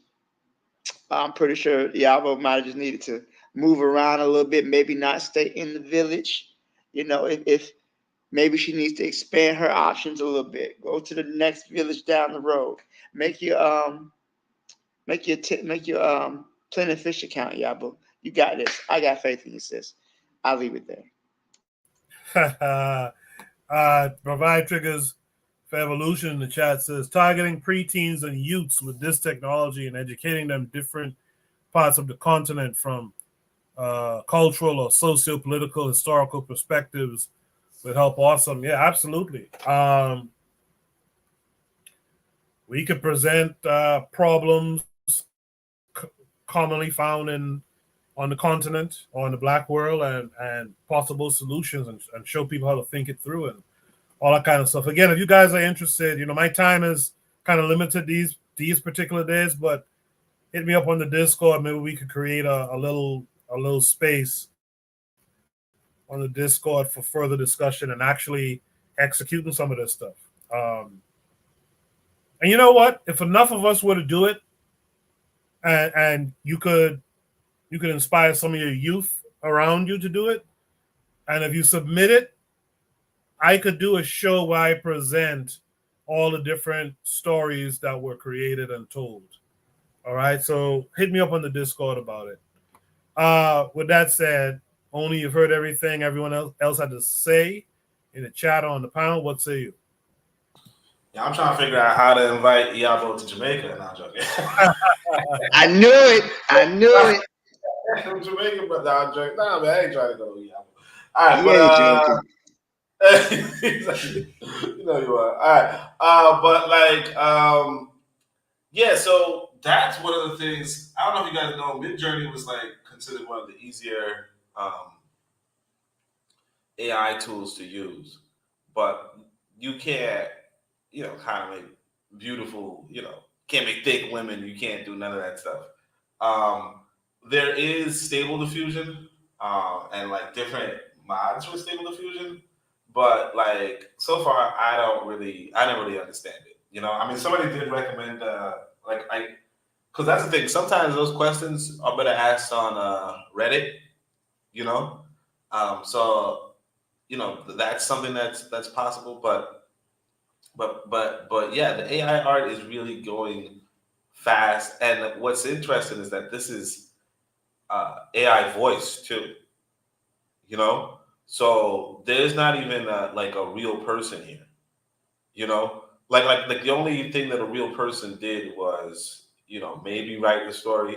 And again, you could get Chat GPT to write your story. So you could get an AI to write your story, AI to do the voice, AI to do the art. The other thing that they did, it looks like they have the highlighting of the words every time it's read. I don't actually know how to do that,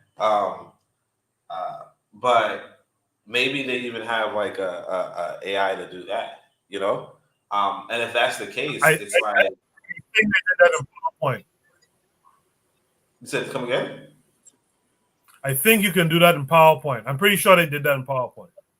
Oh, PowerPoint. Okay, yeah. Well, that's what I'm saying. So it's like the fact that all of this is so simple. And again, this person generates 1 million views, and they generate, I don't know how many stories they generate, but like their account is probably filled with content, and so they're turning a profit off of just telling, you know, kind of quasi African stories. That's right here. Look at that, 1 million views, and they only have 17,000 followers. You know, and I think maybe possibly a lot of their videos. Oh, look, somebody says the face behind it. Okay, so it's possible that a lot of their videos are well, it looks like, I don't know, maybe not all of them got 1 million views, but this one did. I mean, I guess because it's, you know, thick. But that kind of tells you, you know, a few things. You know, one, you can like you could do the market testing. You can do the so on and so forth. And it's like you can become a one person studio, and if your story is engaging enough, right? Like this story is engaging, right? You can teach people how to turn a profit off of, a harmless profit. You know, they don't gotta be Jesse Lee Peterson. Of course, you know, you can teach them to be Jesse Lee Peterson too. But they don't gotta be just like one thing about this story is that even though this lady, you know, she's probably not pulling Jesse Lee Peterson numbers, okay? Maybe she is, maybe she isn't, I don't know. But even though this lady is she creates this this essentially studio, this product, right? She's not degrading black people per se. You know what I mean? She's not saying, or she's not bigging up white folks. There's nothing to do with white folk here. This is just some remote African village, right? I mean, the ending with the proverbs, maybe that's a little bit bigging up white folk, but beyond that, it's just some black woman, the village chief and this that, so on and so forth, and you go about it and you win, like you win, and everybody walks away with an interesting story and all that kind of stuff. So how to do it, I don't, like I said, I don't have certain skills here, and of course, my go-to AI app is a waste of money. I'm not going to tell people to go do Stable Diffusion, and I'm not going to tell people to do Midjourney. Obviously, you probably should just do Stable Diffusion, especially if you're trying to do stories like this. Because I think that the attractiveness of Yabo, if you will, or the thickness of Yabo, really plays into the story, or really plays into why this lady has so many views. And you could do that in a harmless way, So I think yeah. I mean, we should use this technology, and that we can get so much further with it. Like there's so much in our hands, and we're not taking advantage of it. That's it. Oh, you know what I was thinking about while you were talking? What's your damn? How can I forget the name? What's the name of your first book again? Oh yeah, Zubiri and the moons of my eye. Yeah, like a Zubiri type thing. If you could feed it the descriptions and stuff like that, you could make a visual version of like a story like that. That's the kind of stuff we really should jump on, especially when it's really, you know, from what I could tell, you know, low cost to minimal cost, and you know, you could kind of pool resources in terms of who does what, you know, things that I think we should. I really do think we should get into that, you know. You're right, man. You're right. I know. I appreciate that. Does anyone else have any further thoughts on this prompt? Yeah, just a small point, Koku. For the listeners out there, we are in the so-called information age, and we are also in the technological age. Okay. Now, some of us are a little bit older, so we was at the cusp of when these things first started. So sometimes we get technological fatigue. You know, we don't want to learn all the new technological advancements and going forward because we feel like we are out of place. But I say a little at a time, a little at a time. You know, you learn a little at a time, and don't let the technology get so far advanced where it get beyond you, because the people who are in our competition are going to use this technology to compete against us, to manipulate us, to defeat us in the future. So I understand that we may be a little bit older, but try to understand and learn the technology. I didn't even know this was an AI generated voice. I didn't even know that. I didn't even know that. You know, so don't be ashamed to try to say you don't know, and try to understand the technological advancements in this so-called information age, because you know you want to always make yourself relevant. Always make yourself relevant. No matter how old you are, you could always inform yourself and be a participant in the so-called information age, because you also have something to give to this future generation of people, and all your wisdoms and all your understandings prior to the technological age. Because me, when looking at this, when I saw this particular lady, I would have reached out to her by email and try to get some understanding and what she knows. You know, because you have something to bring to the table as well. So don't make yourself irrelevant or be so fearful in trying to know and understand all these things that Oni and Koku was talking about. You learn a little bit at a time. You don't learn everything all at once. You learn a little bit at a time, and keep yourself relevant. Keep yourself relevant in this so-called information and technological age. I just really wanted to put that out there for the brothers and sisters who may not necessarily be as technologically literate as Oni and Koku. I appreciate that, Buana. You know what I'm gonna do? Buana says something real important. I'm gonna reach out to that sister. I'm gonna reach out to her and invite her, maybe interview her, and glean from her how she does it, and go from there. I think that's what I'll do. So, does anyone else have any other last thoughts here? If not, what we'll do is we'll go to Shoot the Breeze topic number 4 for time's sake. We're going to end at 11 p.m. So just want to make sure everyone is aware of that. We're ending at 11 p.m. Make sure to hit the like button if you're here, share the episode, and invite some folks to come through and check out these conversations. It's a shame we don't have a couple of hundred people here right now listening to this conversation. Shoot the Breeze topic number 4 says, still think what's happening in Palestine doesn't matter to Africans. This came with a link that's taking us to another short on YouTube. So I'll play it and then we'll discuss it.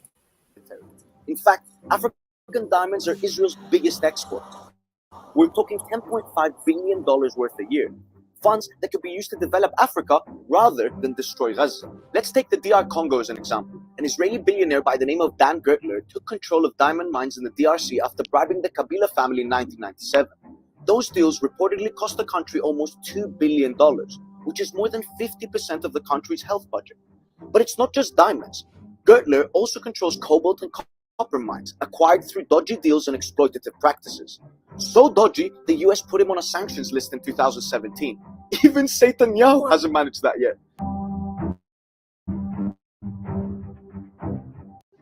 African diamonds help Israel make a killing, literally.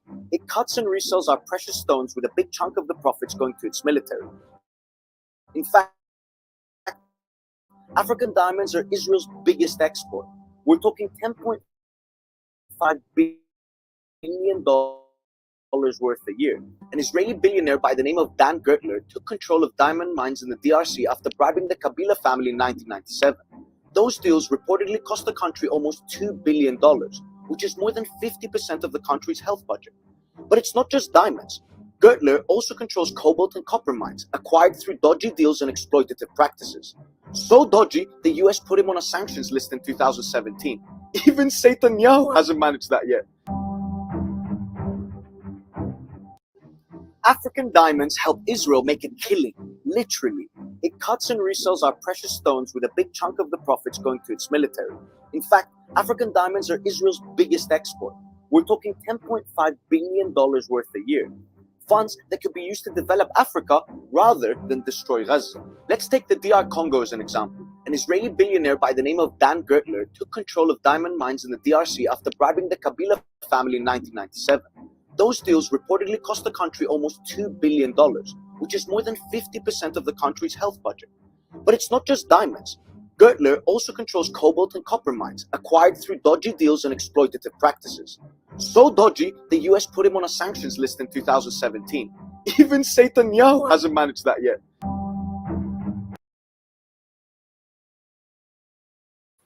I like that. Netanyahu. Should be something number 4 says, still think what's happening in Palestine doesn't matter to Africans.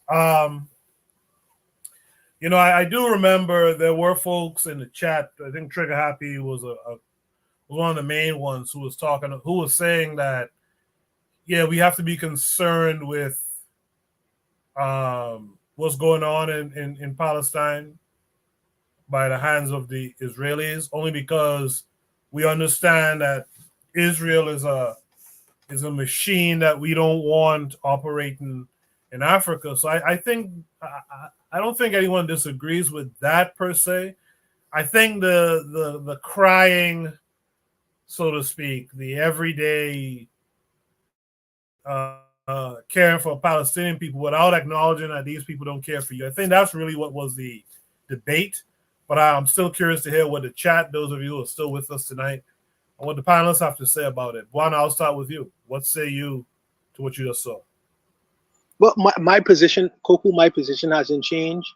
I am sympathetic to what's going on with African Palestinians or the people who look just like me in Palestine. I am sympathetic to their cause. I don't want them to be genocided. But as I stated before, I fight with the battle closest to me right now is issues with dealing with Haiti and what's going on in Haiti right now. My problem is with Rudo and all them other Caribbean gangsters along with my government and Western governments trying to go into Haiti and do a lot of skullduggeries in Haiti right now. I am concerned about my neighbors to the south of me.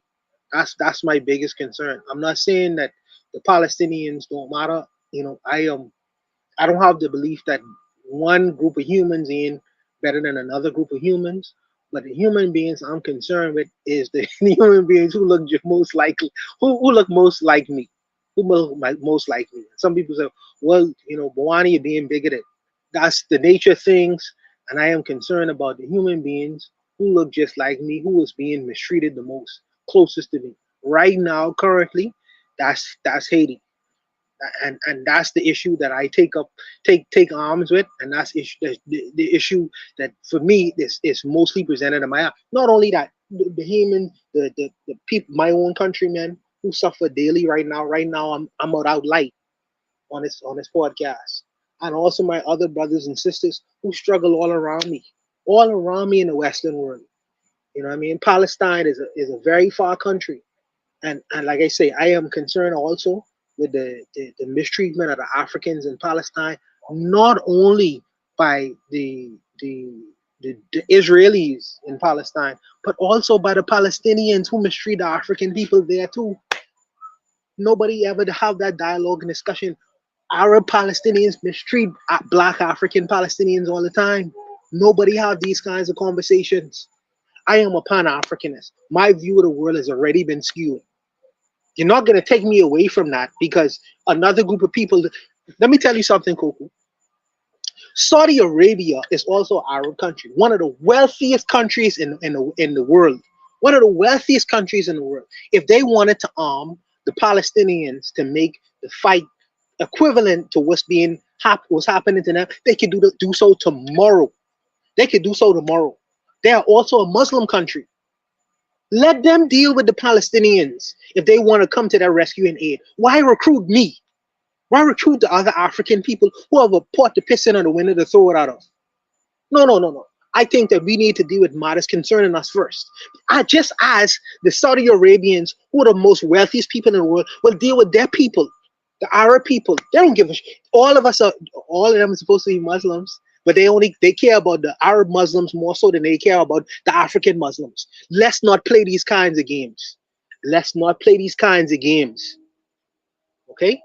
Let's not play these kinds of games. So I am concerned about my African brothers and sisters, where if they're in Palestine, or if they're in the Americas, or if they're in the West Indies or Africa itself. I, as a Pan-Africanist, this is my duty, this is my responsibility, first and foremost, because we are in a competition with the world. Then we could talk about humanism. Then we could have a discussion on humanism. But I'll leave it there, Koku, brother. I'll leave it there, man. I'll leave it there. I appreciate it, Bwana. Oni, what say you? Yeah, I hate to say, I agree with Bwana. No, I'm joking. I hate to say that. But the rules of the world is simple, right? When you are on a sinking ship, okay, put your life vest on first. Then help your kids, help your family, but put your life vest on first. The trouble is that like what's going on around the world. I mean, I guess the way to say it really is that, unfortunately, as some Black people are pointing out, some Black people are pointing out early, they said, look, why are we talking about this when we never talk about that? Okay? And that being Congo, Sudan, Haiti, so on and so forth, right? And sometimes when you see that, you're like, hey man, why are you saying that right now? Let them talk about, this. But then 3 months later, right? It's not like you're gonna get a turn. It's not like all of a sudden, after this is all said and done, you're gonna be discussing, everybody's gonna turn their focus on Haiti or Sudan or Congo. They're not. And of course, I'm not saying that the people, in Palestine deserve what's happening to them, or that, I'm not going to, do that, the reductionist, well, they're Arab and they're Muslim, and we don't like Arabs, we don't like Muslims, because again, like these are like what's going on in Palestine is a bunch of kids being killed, as far as we can tell, right? And of course, it relates to, as this person is pointing out, a certain population that, might be up to no good. But again, you can't overlook that there are a lot of Arabs as well who are up to no good. We can't overlook that. The point though that I would land on is, we personally, like we shouldn't be brought into, in fact, somebody else's religious struggle. Somebody else's political struggle, if you will, right? We shouldn't be dragged into that if we're not handling our own thing. And I do think, Israel's on the wrong side, obviously. Right. And partly because I know it's America's, it's America's boy. You know what I mean? And so I think targeting America by targeting its satellite state is important. In fact, one of the sisters on Twitter said something really interesting when this Israeli person was saying, "Hey, we're the only Western civilization in the Middle East," and she said, "Well, why do we need a Western civilization in the Middle East?" You know what I mean? And I was like, you know what? She got a point. Like, why? Like, they hard bragging on bringing Western civilization outside the West, and to do that, I'm telling you, I don't know why they got to show this, but I see some little girl with her skull cracked open, like brain matter missing, empty eyes, you know, and it's like this is about quote unquote Western civilization, which is just a genocidal settler, bullshit, right? This is about religion, where we said this is the Holy Land, so we're going to kill people for it. This is about, again, religion. You know what I mean? One of the worst, like a negative, all around. Okay. Of course, I got to censor myself on another platform. But my point is this: yeah. I mean, I think we should put the life vest on ourselves first. But I do think it is good to attack the enemies of our states because Israel is no friend of Africans. That's for sure. And it does become, and if this is an opportunity to attack the West, the West is no friend of Africa either. This is an opportunity to attack the West. That's a good opportunity to take. And I think that's another thing that Black people need to, look into. It's like sometimes you want to hit the empire. It's not about the Palestinians, although again, like I said, they're pretty innocent in this. But sometimes you want to hit the empire, and so this is an opportunity to hit the empire, and that's why, like I said, China and Russia are both, interested and invested in this struggle because it's a good opportunity to, for those who don't know, America is probably the biggest terrorist on the planet, so it's a good opportunity to halt the expansion and the rise and the power of the terrorist state that is, the United States, and of course its satellites like Israel and so on. I appreciate that, Oni.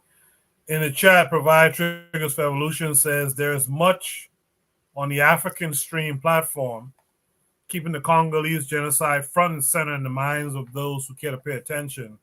I would ask my panelists if you guys are familiar with the African Stream platform. She goes on to say Rwanda's role in the Congolese genocide, as well as being given some attention as well. Lastly, she says Rwanda's role in supporting the Congolese genocide has been addressed / discussed on the African Stream platform as well. So I guess we're being introduced, I guess, to a new platform on YouTube. Are you guys familiar with the African Stream? Yes, I'm very familiar. They have great videos. Yeah, I am familiar with the African Stream as well. In terms of the situation, in terms of Rwanda and the Congolese. See, you talk about Kagame. Kagame is a very interesting character. He's a very interesting character, and I'm in two minds about Kagame, but that'll lead into a whole nother kind of discussion. Kagame is the president of Rwanda, by the way. So that'll lead into a whole other kind of conversation, and I want to just be brief, but it's a whole other kind of different kind of conversation when Provide Triggers starts to talk about the Congolese versus the Rwandans. Whole different kind of conversation, but it's just I'll just leave it. I'll leave it there. Yeah, I've heard of I've seen the logo a few times, but yeah, I kind of agree with what Wanda said that the Congolese situation is very complex, I would say, and I feel like sometimes we overlook the influence of Belgium and, of course, the United States.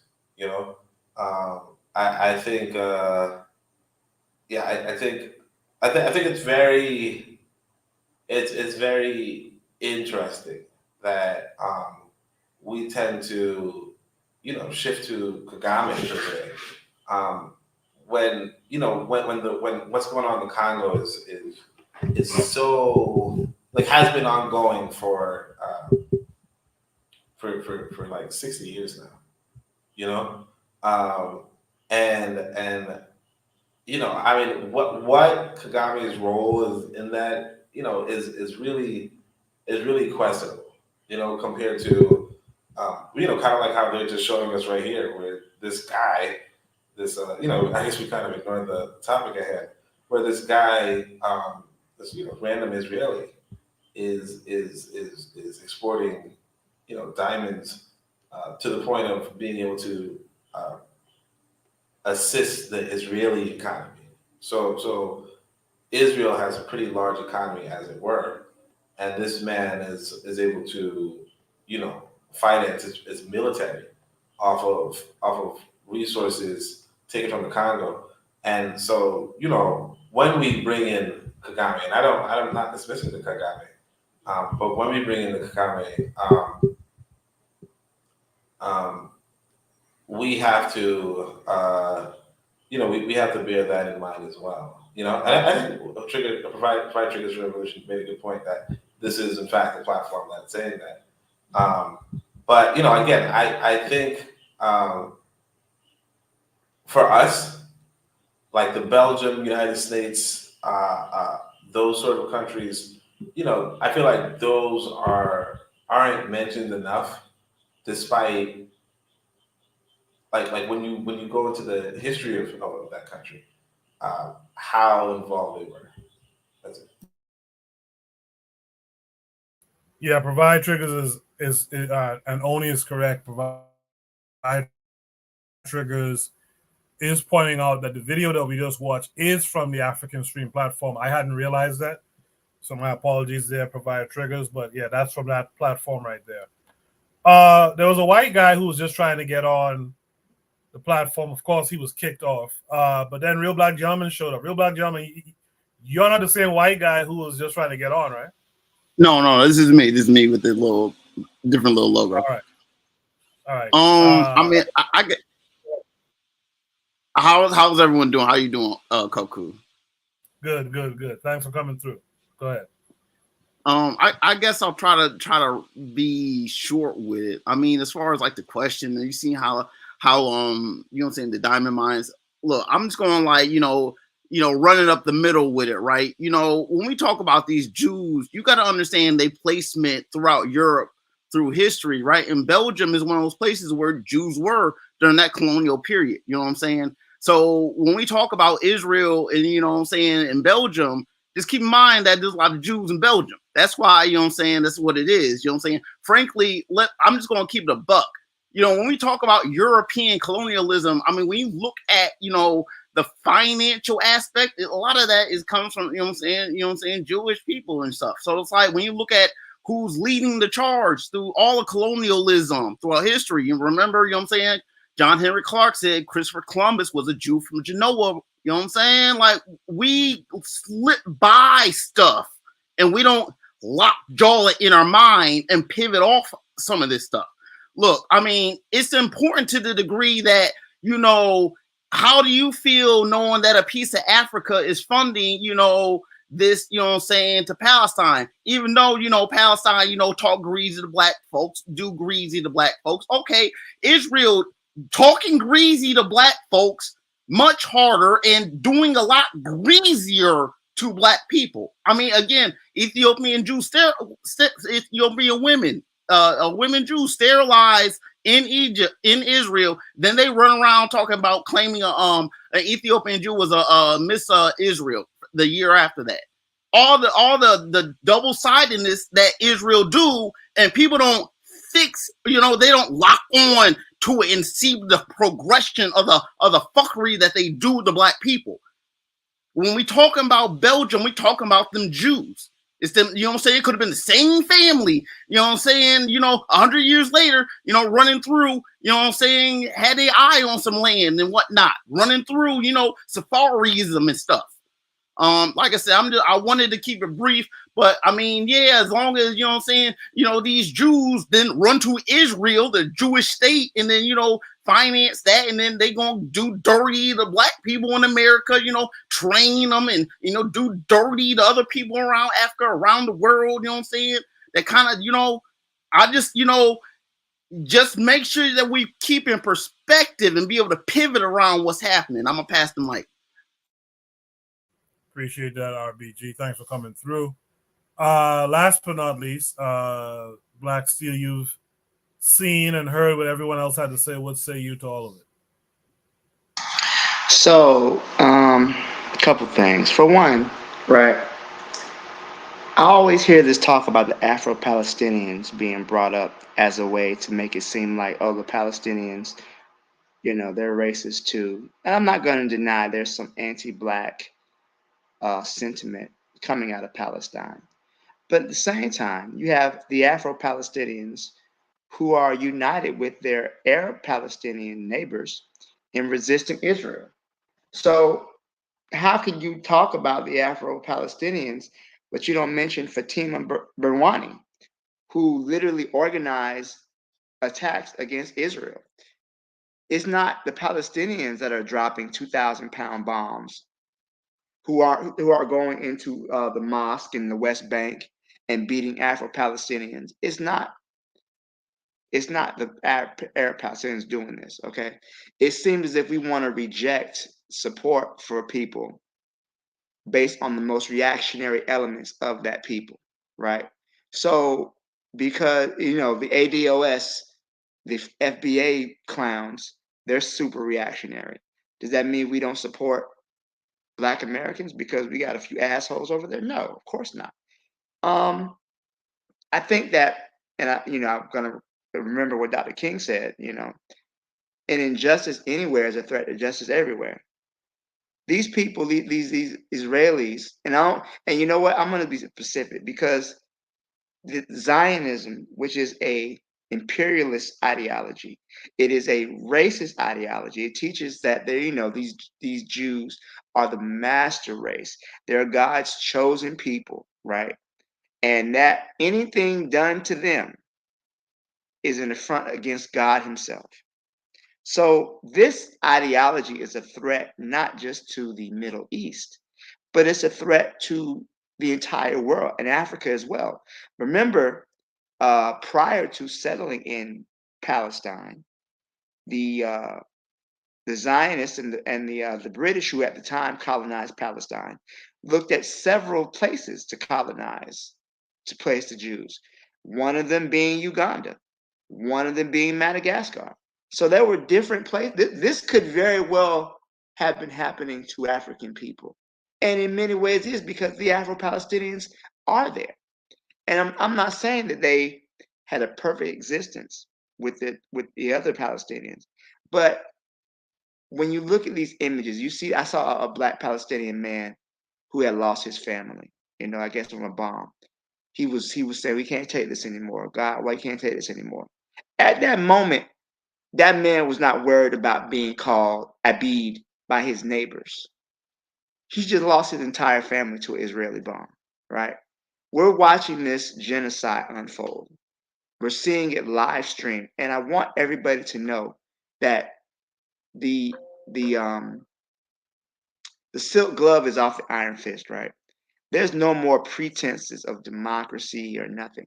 If you don't comply, we will kill you. And it's always been like that. But at one point, they tried to sweeten the pot, They tried to pretend, we have a rules-based international order. That's all been thrown out the window. And if they can do that live stream to Palestinians, what can they do to Africans? Like the difference between the Congo and Haiti is that you're not seeing it broadcasted on social media the way you are seeing it in Palestine. I seen a mother in Congo who was killed with a baby on her back. And that image isn't being broadcast the way you see the image of the Palestinian girl who was blown in half, or the child with their brain blown out. We don't see these images coming out of Africa, and that's very deliberate because Africans are dehumanized. So I'm all for pushing all of these issues. I don't believe that supporting Palestine or understanding the importance of Palestine to the African liberation struggle, which every one of our great leaders understood the connection between the two, right? I don't think that making this an important part means you have to neglect what's going on in Haiti, or what's going on in Congo, or what's going on in Sudan. Real black gentlemen talked about the Jews financing the slave trade, and that's very true because at that time in history, Jewish people were the money lenders. They couldn't really operate in society the way if others could, because they were the ones who handled the money. So of course they supported that. Also, in U.S. history, Judah P. Benjamin was a Jewish American lawyer who was also a member of the Confederacy. And after the Confederacy surrendered, he fled overseas. He never took a pardon from the government. So we can see Jewish people involved all in, and again, this is not for me to lambaste Jewish people. My concern is that of the ideology of Zionism, because there are several anti-Zionist Jews who are getting the shit kicked out of them right now on campuses and in Israel. Whenever a Jewish person speaks out against this violence, they become a target. Just how white people say the only thing worse than a nigger is a nigger lover. Many people, when you don't go along with their ideology, they're gonna come down on you just as hard, if not harder. But all that to say, these issues that we're facing, right? They're all interconnected. What's going on in Congo, what's going on in Haiti, what's going on in Somalia and Burkina Faso. It is all part of the struggle against imperialism, against white global domination. Because I know we hate that word, white supremacy, because these crackers are not supreme, but they do dominate the planet through their force of the military, their full spectrum dominance. And each of these issues is attacking the overall threat to our people.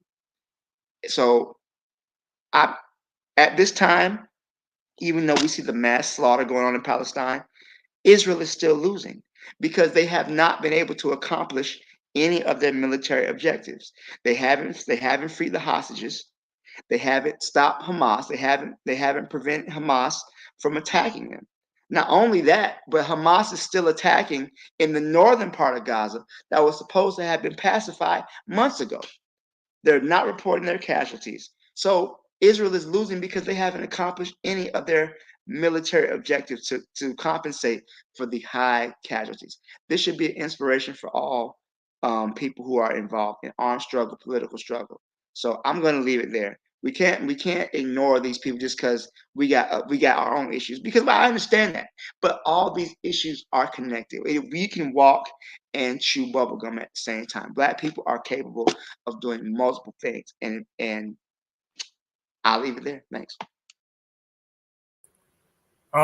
Good stuff, Black Seal. Does anyone have any last points they'd like to make? Yes, sir. I have last points. Very much so.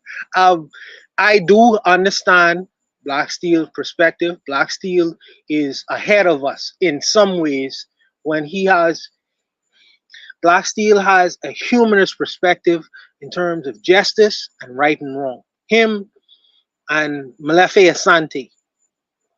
And I don't disagree with that position, because right is right and wrong is wrong.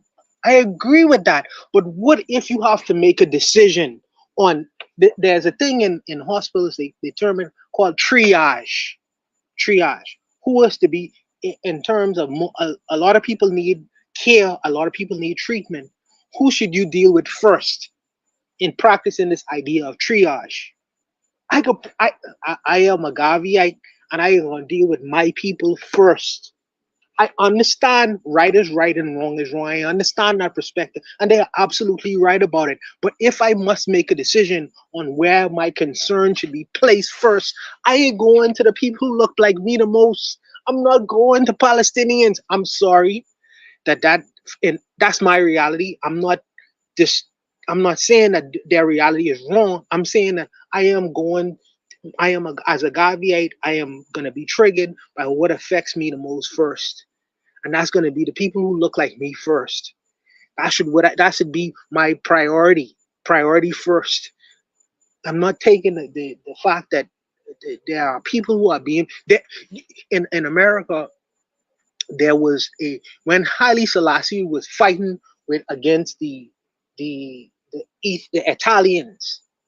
They recruited the Black Americans and Black Caribbean people was trying to go over there to fight on behalf of Italy at the time. Not Italy, Ethiopia. It's not because of the fact of there wasn't greater causes in the world to fight for, but they wanted to fight on the side of Haile Selassie because they felt that that took priority. Yeah, that took priority. And I am looking at the world through Pan-Africanist lens, from Gaviite lens, and I'm saying that yes, there are injustices happening all over the world. Yes, there are. I'm not ignoring that. That is an absolute fact.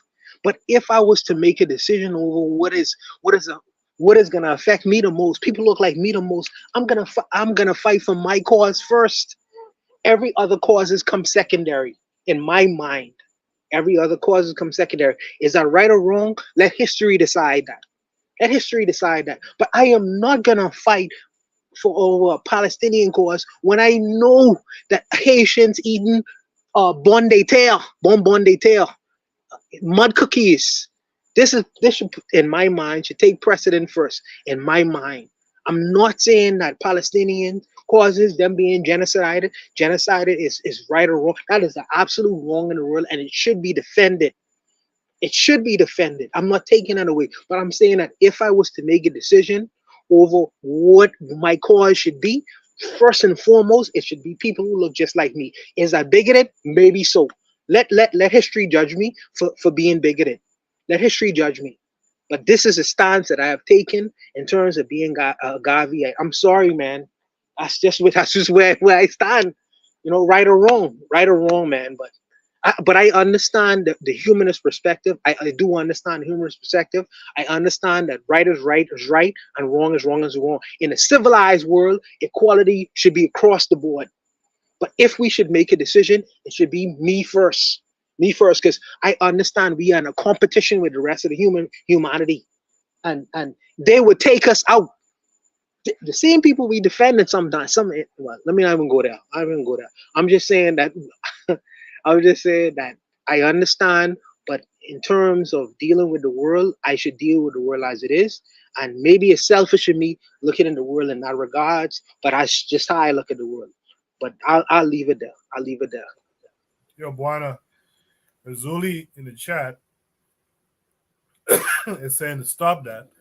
He's saying that Haitian people are not eating that. Do you want to respond to that? Azuli watched the same. He watched the same video I watch on the same station and channel. If he was to say that that is not true, then he is calling the people who is saying that they are actually eating that liars. Though his issue is not with me. His issue is with the people who are saying they actually doing that.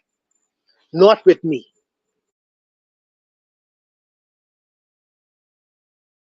Anyone else has any last thoughts on this prompt? Yeah, I do. Just basically that I worry that, to kind of lean off of what Juana is saying, that as much as we do have to focus on us first as Black people, the nature of the political fracturing of us, our whole policy about it, there's you know what I'm saying? There's 80 different Black perspectives of how it's going to happen. That inherently can it leaves us vulnerable to a divide and conquer strategy in which our various interpretations of the problem become even more distorted. Do you understand what I'm saying? I part of this has to do with Black people, again, I might say something bold that it might have to turn into Garveyism, but Garveyism, there's going to be a rival. So what is the primary rival to Garveyism then around the world? Primary. I might have to go ahead and say, you know what I'm saying? It's that small hat, baby.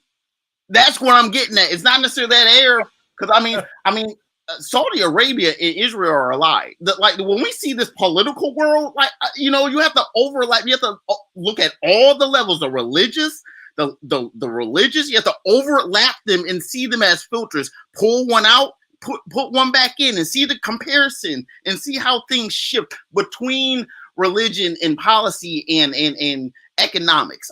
All I'm saying is for Black people, it's white people, right? But look, when I look at history of Africa, African people, I see the Boers, right? Them is Jews, right? Them, it's white people, it's Dutch and it's German, but them is Jews. And you look at the French side, right?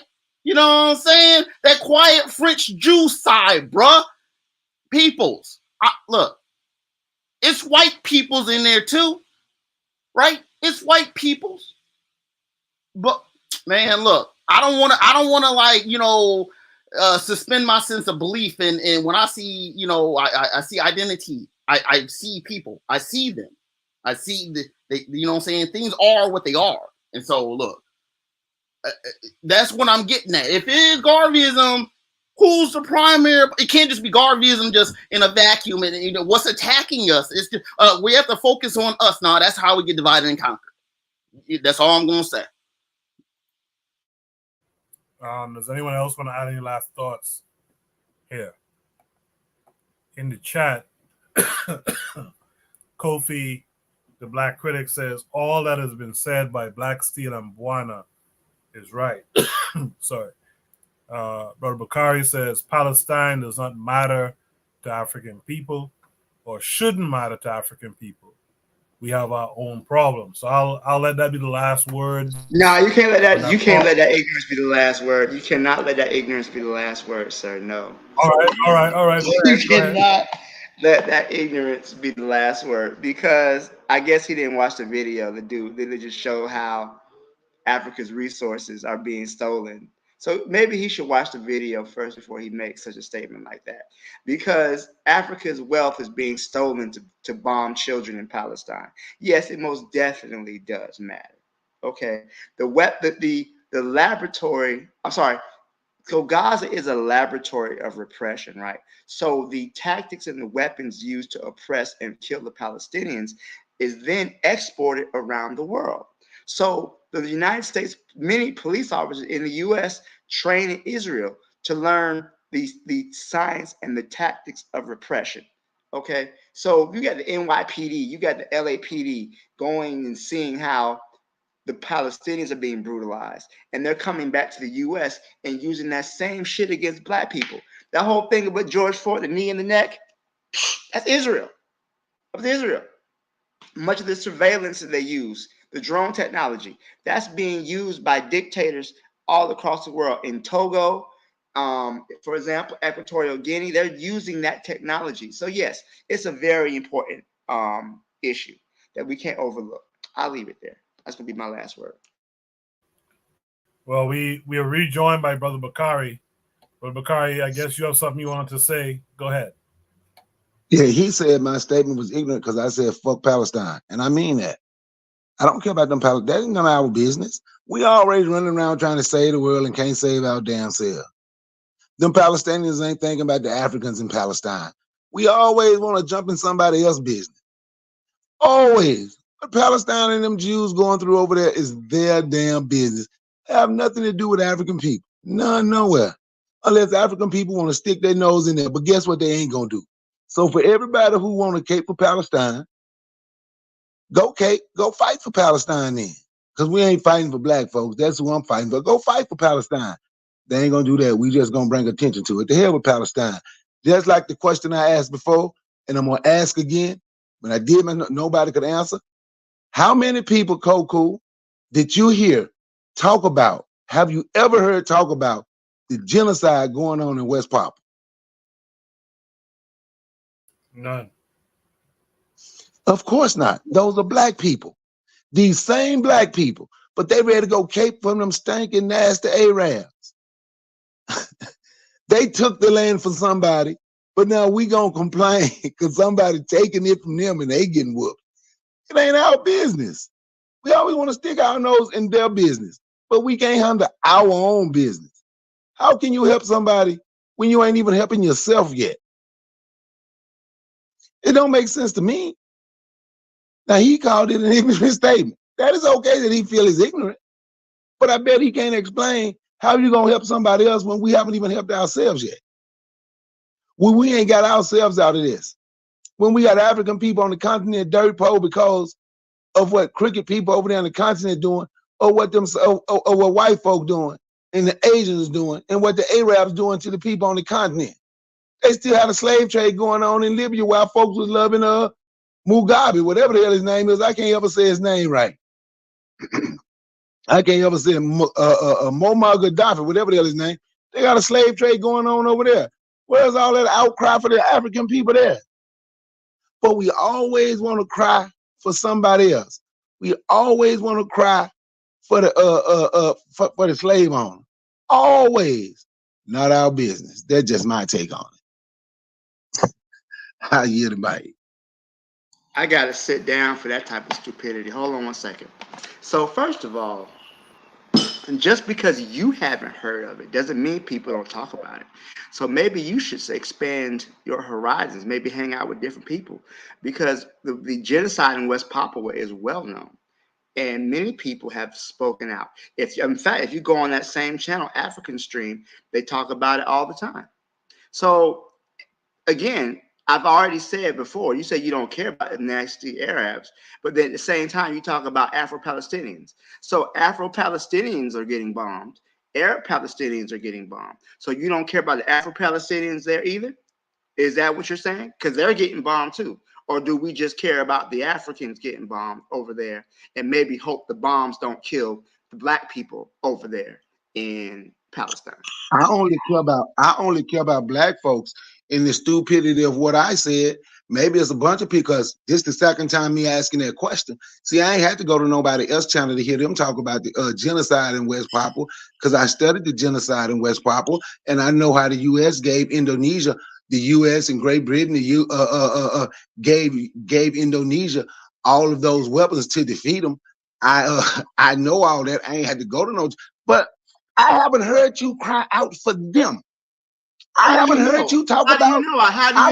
How do you know that? Do we live together? Do you know where I? So how do you know I haven't? I have not heard you. So watch this. So you ask me, do I care about the Arabs? No, I do not. I do not. The Arabs in Palestine don't care about the Arabs. The Arabs in Palestine don't care about the Africans. The Arabs in Palestine don't even care about the Africans in Palestine. They, during their oppression, when the Jews stop shooting their legs off, they go figure out a way to oppress the Africans in Palestine. So you telling me the black people in Palestine is lying about how the country in Palestine treat them? So the black people over there lying.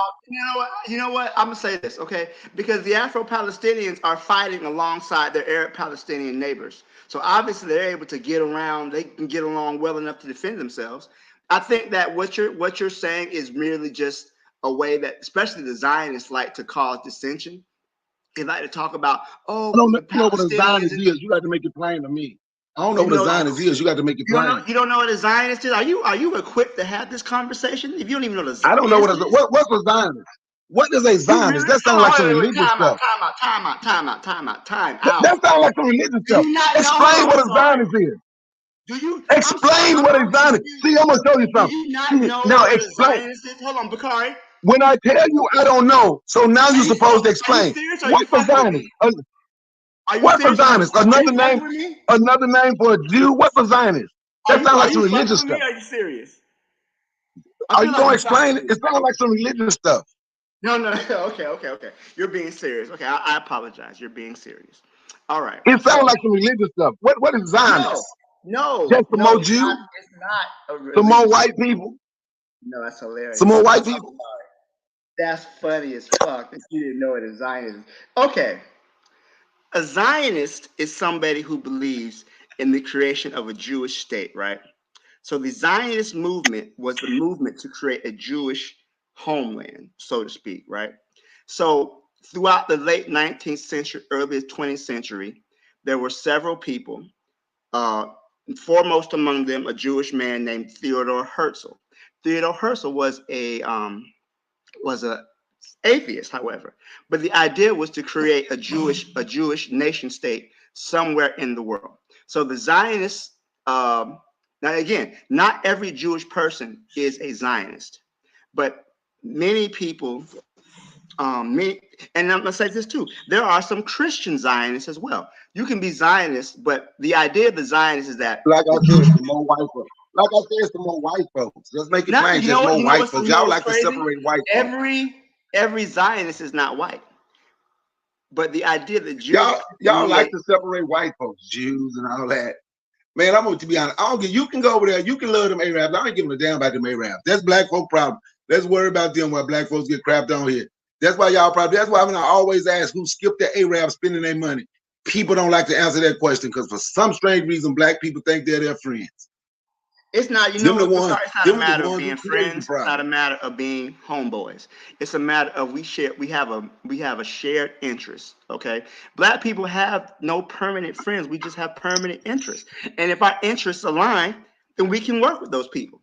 If they don't align, fuck. So is black people interest to get away from Arabs? Is that our interest should be to get from under the foot of the Arab too? Are the Arabs currently? That's not black people interest. Okay, are we talking about the Palestinians? We're talking about the Arabs. All of them the same. See, that's the problem. See, the problem, Bakar, is that you just want to just throw everybody into one big pot with no nuance. And there's no nuance to your statements whatsoever. All right. So you just want to just throw everybody. Oh, these white people. And the issues that we have are deeper than just these just people. So fuck them. You know, we have to really examine these issues honestly. So when I mentioned the Afro-Palestinians, because they're under genocide too. Are they under genocide because they're African? Or are they genocide because they're Palestinian? Because the Zionists they genocide because they're African. Oh, okay. So because they're African, because the Arabs and because the Palestinian state over there was oppressed them. I don't know how we forget. I don't know how we ignore that and make like they're okay. They're not okay. No one's saying that, but we're comparing apples to oranges. You know, it's one thing for first of all, the Palestinians not in a position to oppress anybody. Yeah, they may call some of their black neighbors names.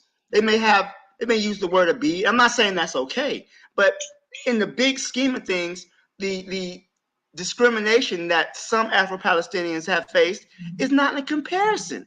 We're talking about an entire genocidal state that's murdered 15,000 children in the past 7 months.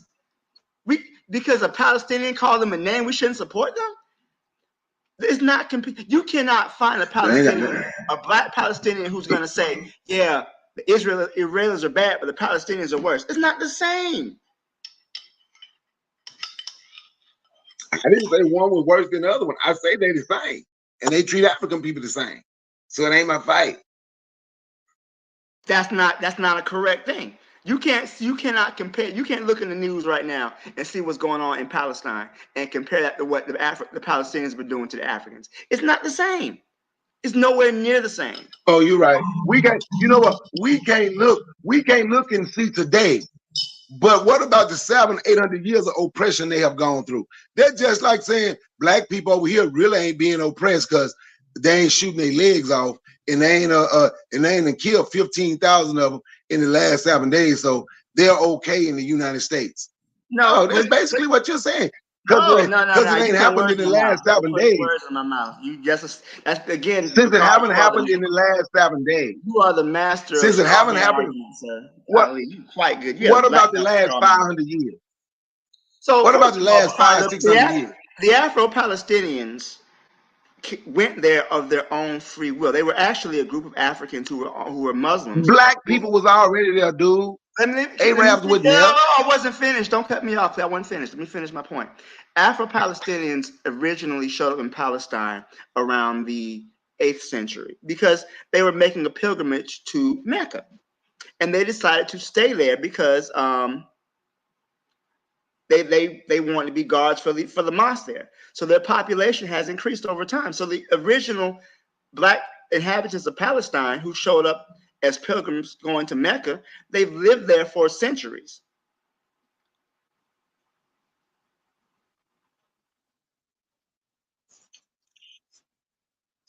You know what?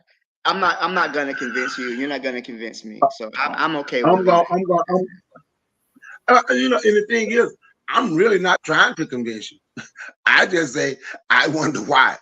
How did that become Black people problem? A Jew and from Israel and the Jews in Palestine and the Arabs in Palestine, all the same thing. How is that our problem? They're fighting. Then shit, a lot of it on this shit, the Hamas, however the hell you say it, Hamas, shit, they with the damn Jews, but they in Palestine, all them folks working together, and all of them will work together against damn us, but we gonna figure out a way to say we got the same problem. Man, we got different problems than them. Their problems is theirs, and ours is ours. Because I ain't seen damn one of them. I know somebody told me, well, you know, when George Floyd, they had a couple come and tell you how to do a Molotov cocktail. Who gives a shit? 2 Palestinians that represent everybody. We had Black people marching around with 5,000 Black people marching around with guns. Black people ished on them, but then 2 Palestinians told you how to make a Molotov cocktail. All of a sudden, Palestinians become heroes. I don't get it. Well, with that, let's go to the last prompt for the night. Let's try to squeeze it in real quick. I appreciate the conversation there. Should be solving number 5 tonight. Last one for the night.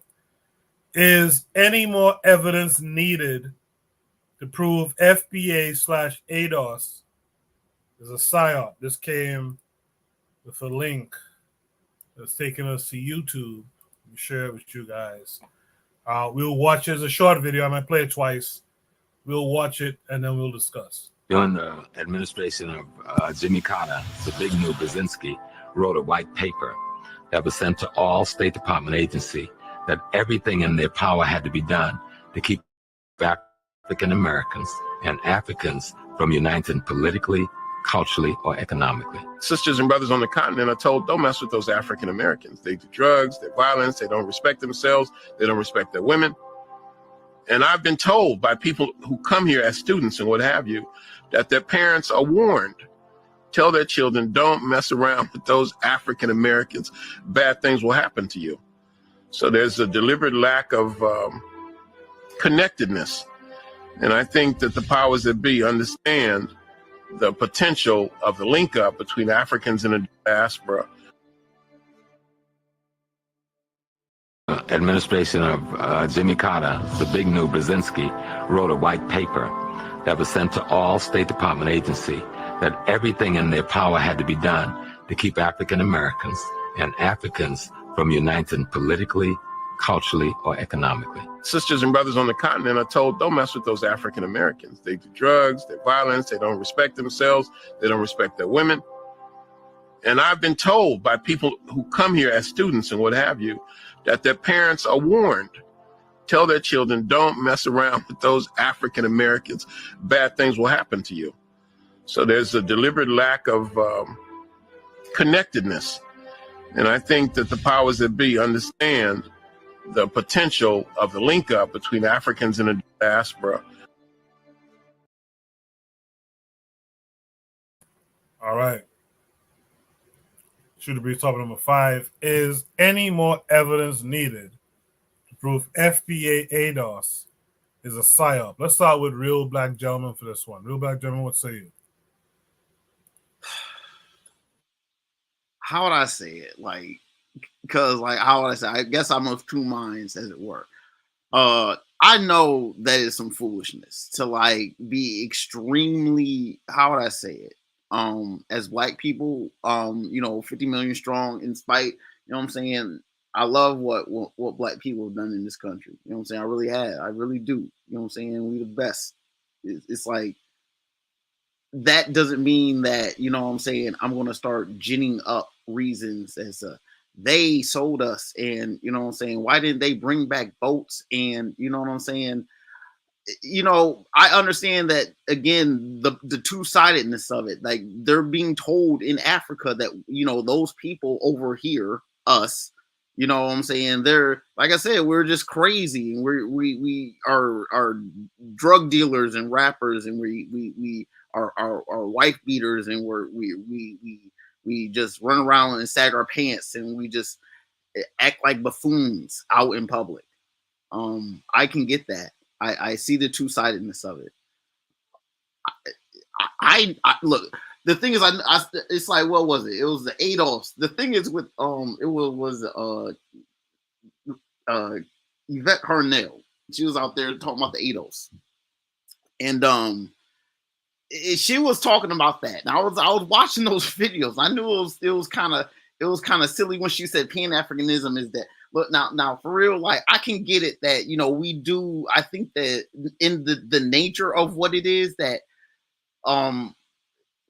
you know, in the term itself, like, I like African centered, you know what I'm saying? Like, you know what I'm saying? Pan can be misinterpreted by a lot of things. So, like, I get it. But, you know, the connection to Africa should not be just, you know, hacked at, you know what I'm saying? And just, like, you know, in spite of, you know, things that are extremely subjective and aren't grounded in, you know, material, you know, actualization and stuff. Like, I know that I heard some stuff about on the American side trying to, you know, there was like focus groups that these white people were trying to just get black people just to, like, I think Yvette was part of that, or at least, you know, they had alluded to something like that. Now, it's a shame that homeboy, you know what I'm saying, other dude, what's his name? You know what I'm saying? I ain't trying to name drop her like that, but you know what I'm saying? She had, you know what I'm saying, other dudes. It's a shame how, like, black people should be proud of what we have in the kind of nationalize and to try to, like, to have a sense of collecting our identity is a good thing, because I mean, if we are black people, having a unit of black people is good, but at the expense of trying to negate Africa's foolishness. I mean, we never did that. You know what I'm saying? A lot of, like, petty things are being amplified because of the internet, and people are actually, like, truly, you know, and they're how do I say it? Life imitating art is going on, if you know what I'm saying. And those who recognize it, you know, the whole FBA, I mean, that was just a spin-off of that. And then, I mean, the rest is history. So, like, you know, I think, you know, part of it is, for real, I see a lot of bots. I see a lot of, like, funny styles, especially I'm on YouTube, where, like, you know what I'm saying, you see these random, you know, characters who just are, like, you know, idiotic about it, like FBA, you know, the way they're just, it's very monotonous and no substance to their whole. I look at people, I don't know, I see all this information scrolling in front of my eye. I don't take that shit for granted. I know a lot of that shit's fake. Y'all should need to think a lot of that shit fake and start sussing out what it is. You know what I'm saying? Bot agent, like, you know what I'm saying? All kinds of just random people jumping. People should, I've been thinking mods be, you know, look, but, like, the whole idea that, like, Africa is no good to black Americans is absolutely foolishness. I mean, when you see everyone else running in, grabbing chunks of earth and running back out with it, and it's like, and then it's just, you know, when you think about the price and economics, you made in here, there, everywhere, and you know what I'm saying, like, I know it's foolish. There's nothing wrong with, you know what I'm saying? And again, like, you know, I think a strong nations should link with other strong nations to further political union, at least. You know what I'm saying? You don't want to be the weak country that no one really wants to bond with. So, yeah, it's good to have, you know what I'm saying? Black people will have to organize, at least to even deal with the beast in this bitch, right? It has to happen. But I just don't want it to go, you know what I'm saying, to where we alienate the obvious. I mean, the whole ocean thing, You know what I'm saying? It's not easy to go to Africa. So, you know what I'm saying? But that's not an excuse to like give it up. I'm gonna pass the mic. Appreciate that, real black gentleman. In the chat, Provide Triggers for Evolution says the propaganda is coming from both sides on social media. The continental Africans, too, are questioning the African identity of African Americans. Trigger Happy has several comments in the chat, too. You guys make sure to check out all the comments. The last one he gave was all the COINTELPRO is done by algorithms and those who own those social media sites. I agree with that 100%. It's a shame we volunteer our way onto those sites, huh? Let me mix up a little bit. I haven't heard from Oni in a bit. Oni, what say you here? Oh yeah, you know, this is, I'm gonna go a little against the grain, but this is that Super Negro story. You know, when you read the COINTELPRO papers, you realize that the reason why they say, you know, Black Americans shouldn't connect with, you know, continental Africans is because they say it's explicitly. They spell it out. They say they do not want a Mau revolution in America. That's it. It's not this, you know, oh man, you know, if Black Americans get, you know, link up with Africa, shit, you know, like, you know, eventually, you know, Africa's gonna have the, you know, the best leadership on the planet. It's gonna be, you know, superpower, you know, 3.0, Pan-Africanism is accomplished. No, it's not that. It's just they don't want, like, the white man, like I said, America, we gotta understand, America is the global terrorist threat, the biggest exporter of terrorism. And it has this magical effect on Black Americans. And no disrespect to Black Americans, but I'm quoting Carter G. Woodson at this point. You know, so in The Miseducation of the Negro, Carter G. Woodson tells us, he says, the eighth wonder of the world. That's not me. Again, it's not me. This is Carter G. Woodson in one of the best, you know, books on African American psychology. He says the eighth wonder of the world. Okay, so there's 7 wonders of the world. The eighth wonder of the world is how Black Americans are so docile. This is not me. This is the father of Black American, like Black history. Okay, he says the eighth wonder of the world is how Black Americans are so docile. And Europeans all over the world get together to study that.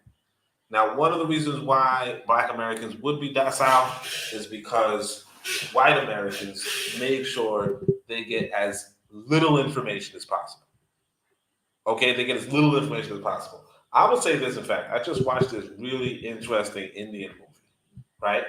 I've never watched any Indian movies until I met, like, I know, like, when I was in America, I've never watched an Indian movie. I barely saw any African movies. Okay, I didn't even, I never saw any Jamaican movies, with the exception of when I was really, really young and my parents just came from Jamaica. That's the only time I've heard of, like, I haven't even seen, like, I know that, you know, some of y'all are Caribbean, so y'all know Oliver at Large. I haven't heard Oliver at Large since I was a baby. Okay, when my parents were fresh off the boat. Since then, like, it's not in America. America is so controlling, so limited, and what you're going to see is, Real Black Gentleman says, nah, they met a real rebellion out here. But of course they don't, Black folk jumping upon it. They still feel, yeah, Nat Turner. Yeah, I mean, like they don't want another Nat Turner, that's for sure. You know, they don't want Black Americans to stand up. And they what reason why I brought the Indian movie was that in the Indian movie, there was 2, because this sister recommended one on Twitter, and then I saw another one just recently. And it's like these Indian men, like they write like people outside of America write stories about fighting back. And not like, oh, it's a sci-fi or oh, it's a fantasy. They're talking about like the Indian movie I just saw the other day. They're talking about fighting these British people because they're British people in India. You know what I'm saying? Like real storyline. So why I'm saying this is to say that they don't want you to be like, they don't want you to fight them. That's it. You know, so you know, you heard the dude talk about earlier. He says, you know, this JFK, you know, not JFK, this Jimmy Carter. That's not a real article. It's not a real. It's not the Brzezinski papers. That's not a real paper. That's just something the Nation of Islam put together to, you know, again, like make it seem like Black Americans are you know, the key to the survival of the universe. You know, the other thing that Uncle Rashidi said about, you know, they don't want you economically. Yeah, again, if you are controlling the people, if you're dominating the people, you do not want other people. You don't want other people to come in. Like if people, I don't know if people ever, you know, talk to anybody, you know, any Black immigrants and said, don't talk to the Black Americans because blah, blah, blah.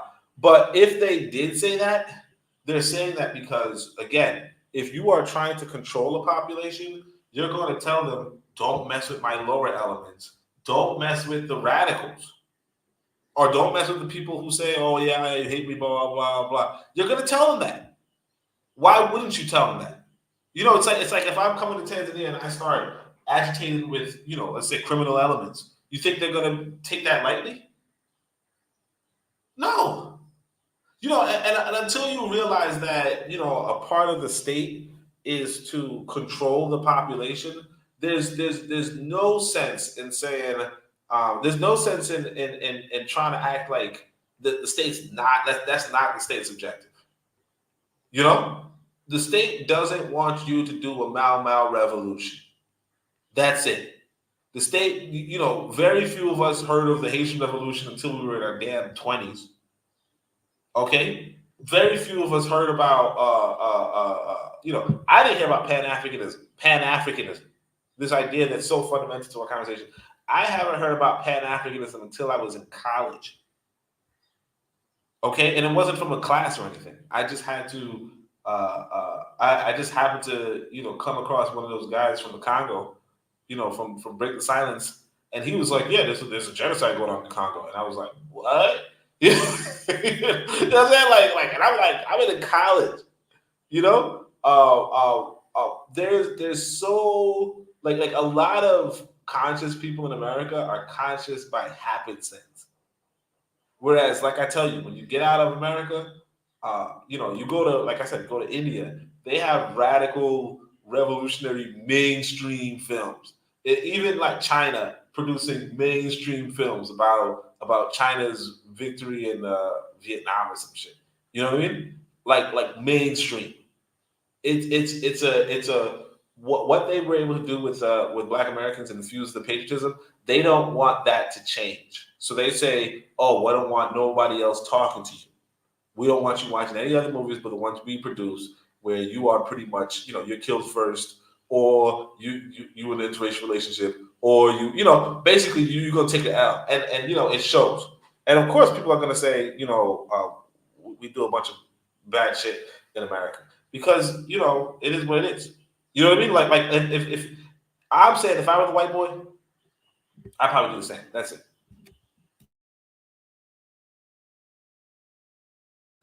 I appreciate that, Oni. Let's welcome in Kofi, the Black Critic, this week. First of all, how are you this week? I'm doing good. I'm doing good. How are you? Peace to the panel. Thank you for having me once again. Yeah. Yes. Thank you for coming through. What are your thoughts here? 2 points here. So the question that you have there, FBA and ADOS, as far as like who they are and what they are, I really don't necessarily agree. It's a psyop. We always had an element in America of what ADOS people is, and it goes back since to the plantation.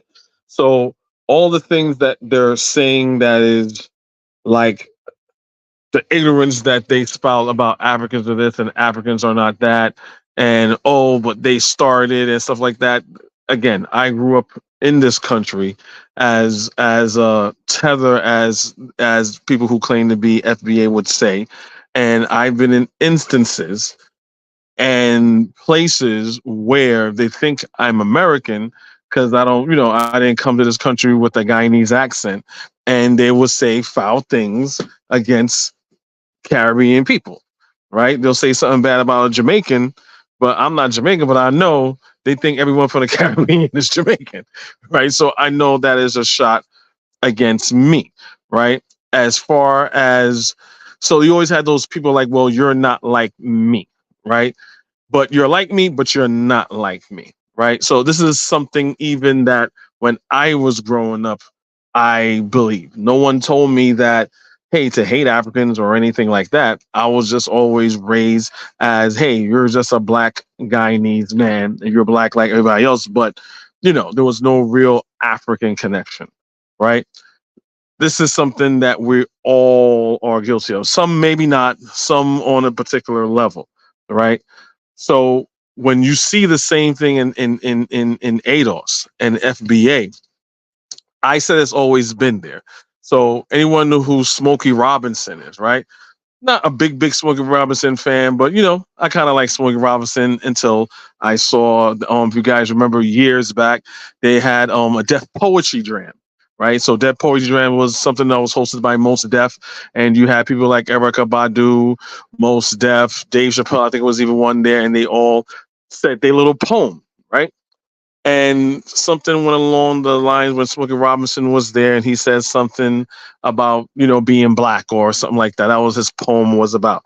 And he says something to the effect, I'm paraphrasing here, saying, who cares about, I'm not African because they're not my people. They never came and got me anyway. So they ain't my people. And then people were like standing and applauding. By this time I had sense. I'm like, what the hell?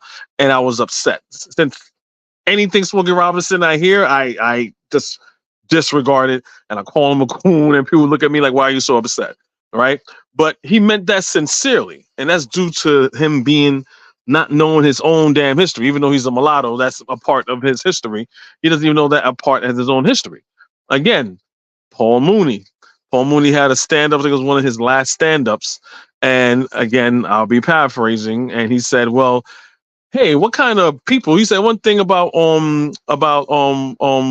white people that will never do what black people that does not understand. If look what happened to us, right? Look what happened to white people. Something happened to white people, and their people are right there to stand by them. Look at us. We got black people got kidnapped, and they didn't send one nigga over here to America to come get us. And y'all just stayed your black asses over there. And everybody's dying with laughter, and I'm just like, that's not, and he, like, I understand it's satire, but you could actually see that he really meant what he said. And I keep hearing this all over again. So it's ADOS and FBA, they have always been around. It's just a segment of Black Americans and some Caribbean people who just don't know their own damn history after they got off the goddamn boat. Right? It's these tropes. And when people say that, I'm like, what, you think that the Africans were living in harmony, and those the Dutch and the English and the Portuguese and the French, they just took people from West Africa and they just left the Africans? I'm like, what are you talking about? Africans was in a constant state of war. Anyone that reads Redestruction of the Black Civilization by Chancellor Williams, Africa has been in a war since the dawn of humanity. Africa has never, ever got a break. Never, ever got a breather to get its people back, to get its culture back, to rebuild. The moment they rebuild, is destroyed. But Black Americans, the segment of Black Americans that say, well, I'm FBA and you're not like me, we're different people. And it's like, what? These are just idiots that are Black Americans. So to the Africans that will say things about Black Americans, again, the same thing will be as them. But I mean, I'm not trying to be biased or anything like that, but there is no African that has an acronym that just talks bad about Black Americans all day. There's no thing that exists. That does not exist, right? Will Africans say something extremely ignorant and arrogant about a Black American? Yes, they're out there. Hell yeah, they're out there, and I'll talk, against them. But we have to understand, when we talk about ADOS and FBA, we are not talking about the brightest tools, the sharpest tools in the shed. We are not. We're talking about people that don't even understand or know their own history. I've been on panels just having a regular conversation, and they'll say there's this thing going on with Trick Nasheed saying, "Oh, the reason why we're different from from a Caribbean or African that's here is that we don't run." I'm like, "What are you talking about? We don't run. You were in the South. Underground Railroad was for you to run. You ran as far as Canada. You ran as far as, what are you talking about?" Right? And then they don't have nothing to say because they're parroting the same self-hateful thing that they have. And you got to understand, when someone's kicking you down all the time and kicking you down all the time, and you feel like, wow, I'm at the bottom of the barrel, there's nowhere for me to go, and someone says, well, hey, look, there's someone that you're better than. What you gonna do? What you gonna do? You're gonna kick that person out because that's the type of society that you live in. So I think that really needed to be said to keep the conversation on course. I mean, peace and blessings to Recorder Rashidi. He passed away. But when an African says that, I talk bad about them too. I work with an African that said disgusting things, and I had to check him. But I'll just end it right there and pass the mic. I appreciate that, Kofi. You guys, after I get through everyone's initial thoughts, I hope you guys have a decent amount of crosstalk afterwards. This is the last topic for tonight, so keep in mind anything you heard so that you could discuss it at the end of everyone's run. To mix it up a little further, let me go with Buana here. Buana, what say you? Yes. So let me start it like this. I would say this. Shout out to all my African brothers across the world, because on a consistent basis, all my brothers find themselves here on the Better Medicine podcast. No matter where you are in the world, you are free to come on to this panel and express your views freely, all over the world. And we've been doing this consistently for years now, Koku, I think. So I think that this is a beautiful thing. In terms of this nonsense of FBOA and all that, listen, man. Black Steel is my brother. That is my brother from America. So is Real Black Gentleman. So is Brother Bakari. So is Forecast. So is Anthony McFall. They my brothers from America. If they was to ever come to this country, their money is no good here. Within reason, guys. Within reason. But their money is no good here. They my brothers. By the way, Black Steel as well. They my brothers. So if I was to come to South Florida, if I come into Atlanta, if I come into Virginia, Forecast, if I come into all that country, my money should be no friggin' good, because they my brothers. I make concessions to them. They should make concessions to me as well. It's reciprocity. It's reciprocity. This is bullshit. You having plantation. Anthony McFall as well. Let me mention him as well. In South and New Orleans. You're talking about plantation politics. I don't discuss plantation politics. These are my brothers. Trigger Happy is in Ghana. That's my brother from friggin' Ghana and on the continent. Their money is no good here. It's no good here. What are we talking about? The only thing I would make concessions for is my Caribbean brothers. Oni, Koku, and my brother from Guyana. I pay for them. I pay because they home and they know better. They know better. Kofi, they know better. But as far as my brothers who live in the West in Americas, they my brothers from a long time away, and in Africa. So their money is no good here. We exchange. We practice reciprocity. I have love for them. They have love for me. We even can get into that dialogue.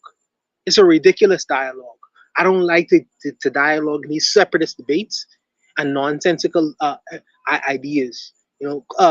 By the way, my Haitian brother is my brother as well. He know better. He freaking know better. He know better. Erzuli, he know better. But if the question is whether FBA and ADOS is a psyop or not, it might be. Or when we come together collectively, and when we have the ability to sit down on the table and have a conversation with each other. We must have our own opinions on the matter. Outside of the greater plantation, or what the greater plantation may say, and suggest that how we should be acting in a particular way. Right now, they are sending Ruto, a Kenyan African person, to send his troops into Haiti right now. And I am wondering, because they send in Caribbean troops into Haiti as well, Caribbean troops from Jamaica and the Bahamas, and etc., etc., etc.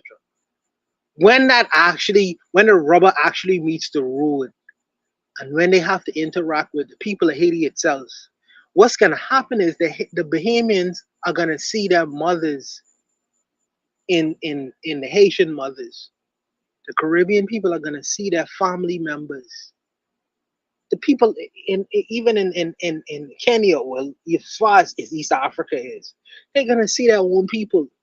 So how is that going to play out on the ground? Even if they are taking the directives of the Western society and the Western world, how is that going to actually play out in the ground when the rubber meets the road? When they're going to have to see the actual people?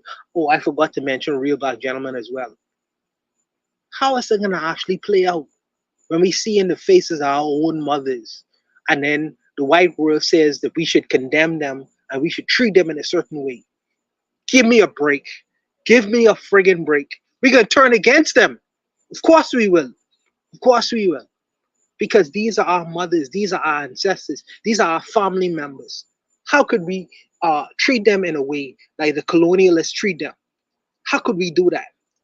How could we do that? We ain't going to do that. We ain't going to do that no days, no times like it. They could give us all the money in the world. But when the rubber meets the road, when our mamas cry and say, why are you doing this to us? We can turn against the Western powers. We can turn against the Western powers.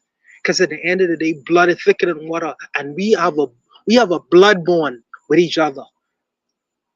Despite the fact that we want to call ourselves all these little ridiculous names, FBA, ADOS, African American, Bahamian, Trinidadian, Kenyan, we have a blood bond with each other. We have a more than a 400-year blood bond with each other that connects us with each other no matter what the situation may be. We have a blood bond. That's a fact. And I know some of our brothers and sisters may not like it, but we have a blood bond. We can't disassociate ourselves with one another. We can't tether ourselves with the white world, because the reality is we have a blood bond with our brothers and sisters all over the black world. No matter what the games we want to play with one another. It's pure games we want to play with one another. Pure games. We have a blood bond. It's not a liquor speech, honey. It's not a liquor speech. If you have a blood bond, it's a fact. It's a fact. We have a blood bond with one another. And I think that we shouldn't just disabuse ourselves with the blood bond we have with one another because of our so-called national affiliations, political affiliations, or monetary affiliations. We have a blood bond with one another that extend beyond the boundaries, a so-called nation, a so-called money, a so-called political affiliations. We have a blood bond with one another. And we can't get past that. We can't get past that. But I'll leave it there because only thing is this liquor talking. It's not liquor talking. But I'll leave it there. I'll leave it. I appreciate that. I appreciate that, boy. I keep fucking up the mic here. I appreciate that. Let's go to Brother Bakari next. Brother Bakari, you've heard what a lot of people had to say. What say you? Excuse me, ADOS and FBA, they psyops and everything else. I've been figured out. I really didn't need no more evidence of who these people are and what they are and how they feel about, and how they just truly feel about other black people. It's amazing, man. You get in that damn you get in them damn Twitter spaces and you see them and you hear them.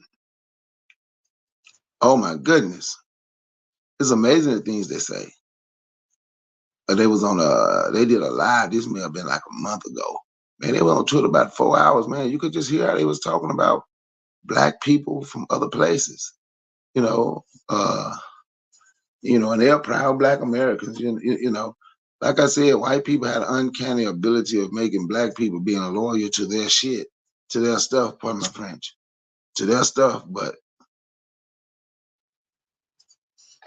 the first problem I have, to let you know what they were, when they are so anxious to remove the name African from their name, we gonna define ourselves. American descendant of slavery is what we gonna call ourselves. Says who? Foundational Black American. But then I call myself African American because my ancestors come from Africa and shit. It was actually black people that thought of African American way before Jesse Jackson was ever even thought about. You can go back to the late 1700s. But Jesse Jackson called us dead in 1989, and it's just something good for them to say. They want to get away from being African. They want to get away from us. They want to tell you Pan-Africanism is dead, and they let it know how they actually feel. Just listen to them talk reparations. Well, they have their own claim. In the Caribbean, they have CARICOM. There's their justice claim. Well, we all have the same claim if we understood and we came together.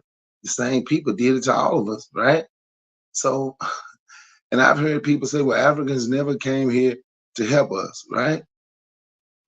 So if somebody can come to your house and take your children, take your wife, your mama, take everything they want, black boot stomp you, and take your folks and take them halfway around the world, what make anybody think those people that have had their family taken gonna have the ability to get on ships and come over here and fight for you when they couldn't win, they didn't win the war on their own land?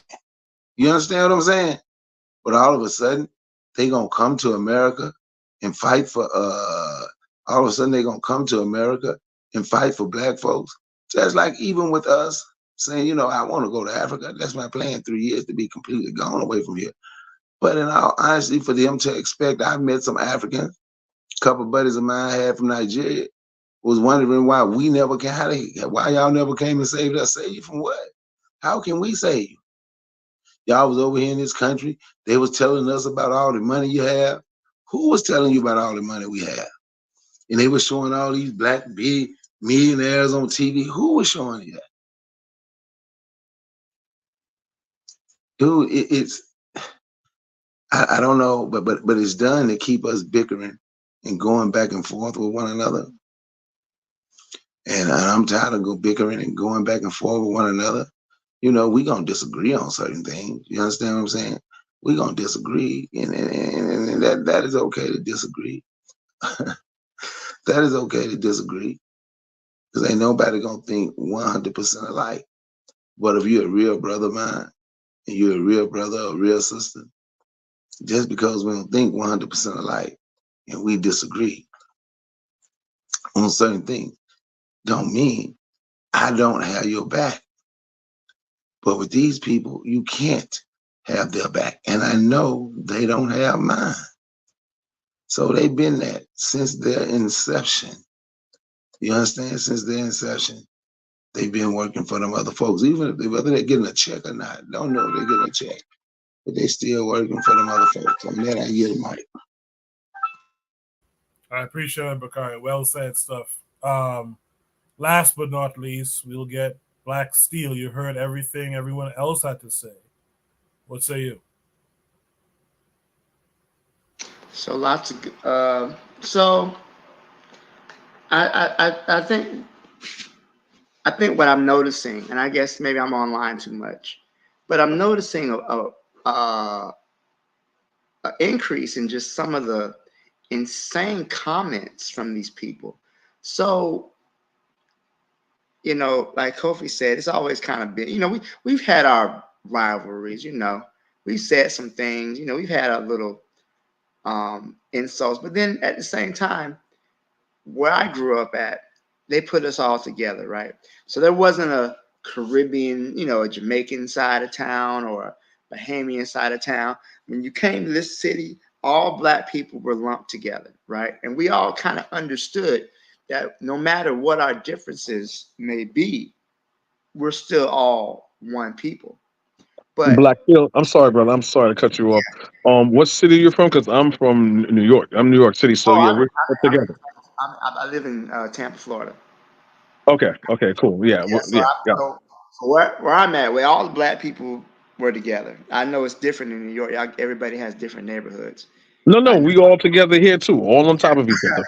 Yeah, we all talk to each other down here. So in the bedroom too. So yeah. Exactly. I had the other day I had to break up, not a fight, but an argument between a student. One was Jamaican, one was Nigerian, and they wanted me to decide who was better, the Jamaicans or the Nigerians. I said, well, we got the better food, well, we got reggae. And so I'm like, listen, y'all two arguing, y'all we all the same people. And they laughed, and then they went to the cafeteria together. But the violence and the things I'm hearing online, to the point to say, well, you're not really Black. You identify by your ethnicity, by your cultural group that you have in Africa, and you're not really Black. We're the only ones who are Black. I'm like, the stupidity of this, and it's so much now. I'm thinking to myself, there has to be a hand behind this, because I didn't grow up experiencing this much vitriol between African Americans and West Indians and Africans from the continent. My mom's best friend is from Liberia. My best friend growing up was from Jamaica. Right. So it was never this, well, you're not like us and we're different. And I'm thinking, what has come about to where you have different groups of Black people who are all under white domination, who are all oppressed, coming at each other instead of attacking our true enemy. And it was so bad. There was some attorney, I can't think of, Dennis Sterling, whatever the fuck his name was talking about suing the Africans who sold us into slavery. And I'm saying this with air quotes. Like, you're talking about suing the Africans, but not suing the Europeans who purchased the slaves, who brought the ships, who created the force, who supplied the weapons. You want to focus on them. But to me, it's like I'm feeling like there's more of a sinister hand behind it. We've always had sellouts. We understand Tariq Nasheed a sellout. We know Yvette Carnell working with some conservative think tank. So I see the hand behind it, and I see the increase, because it seems as though as times become tougher, as things get worse, instead of us drawing together, which historically has been a source of strength for us, for African people, it's our ability to adapt and create bonds between each other has enabled us to survive things that have driven other races of people into extinction. And I see that those bonds that have previously held us together are being, and again, like I said, it's online mostly. I don't really see it a lot in the community, but my concern is that element that has kept us together for so long is coming under attack. And our enemy is devious, and they're intelligent, and we got to learn to adapt to their attacks the way they adapt to our defenses. I'll leave it there.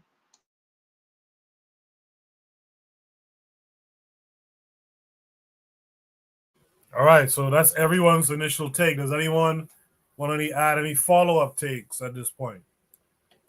Yes, I want to add follow-up things. I appreciate the consistency of all my brothers from around the world, from my American brothers to my Cape Verde brothers, with Jose Bronze in the chat, to my Jamaican brothers and Caribbean brothers, West Indian brothers. We need to stick together. This is important because we have shown the world consistency. We have been coming on this particular panel, the Better Medicine podcast, as men, airing our views and different particular issues and ideas about the world.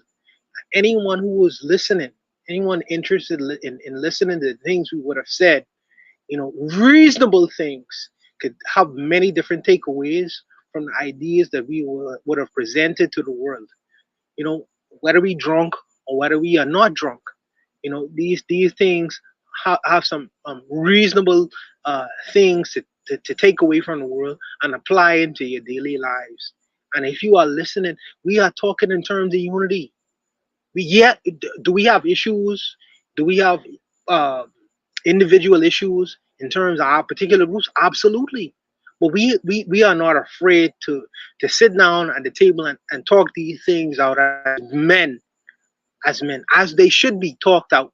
But we still could accept the fact that yes, we may have differing opinions about the world, but we respect one another as men, as black men in particular, as black men, because we are progressive black men, and we are trying to forward our generations and make them to become productive and competitors in the rest of the world as well. Competitors in the rest of the world. So for whoever's listening to this particular dialogue, just listen and have particular takeaways from it. Have take. This is a shoot the breeze dialogue. Yes, we drink.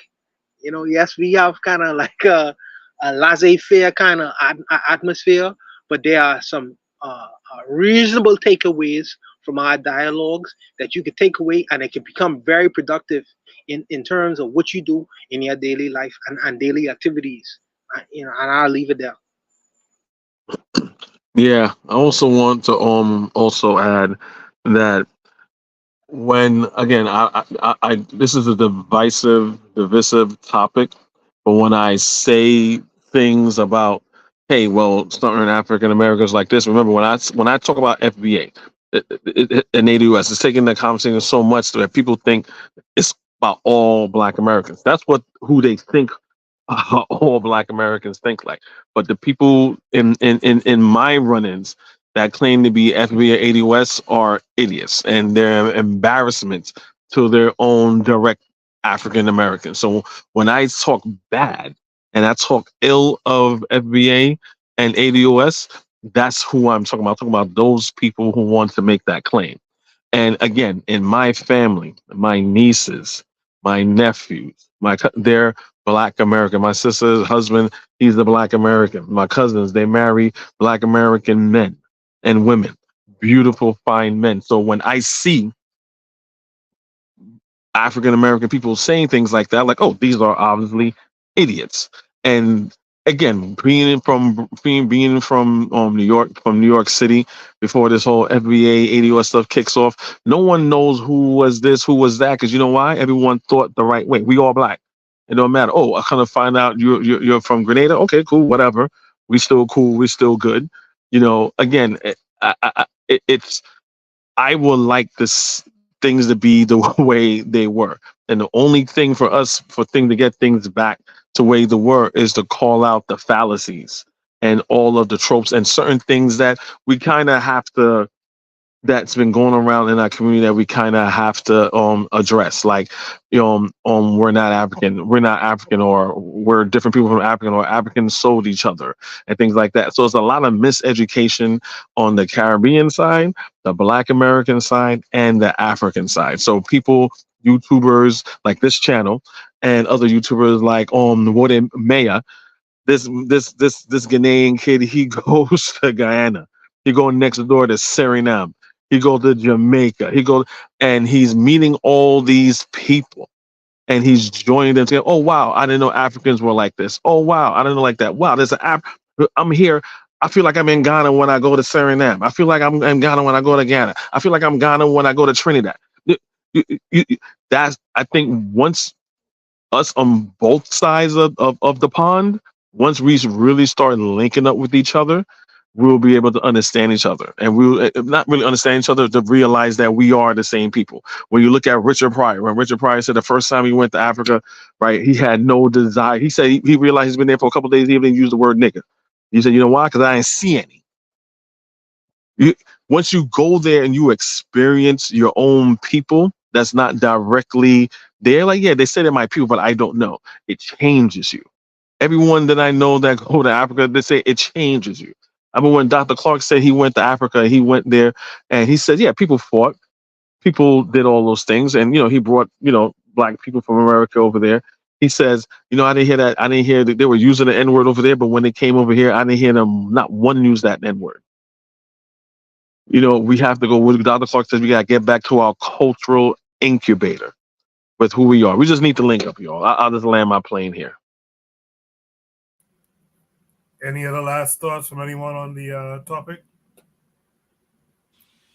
Yeah, I mean, I just think you just have to be wary about trends. And I mean, we don't control these media. Black people, we predominantly don't control these media. You see a lot of trends, all that's manufactured, all that's just, it's fake. If you know what I'm saying, back in the day when, even in the 90s, you can imagine when we didn't have the internet, you had the phone and you had to run around and tell everyone door to door what was going on and convey the message. I am so convinced that it's a veiled attempt at black affirmation. You know what I'm saying? That's the veil of it.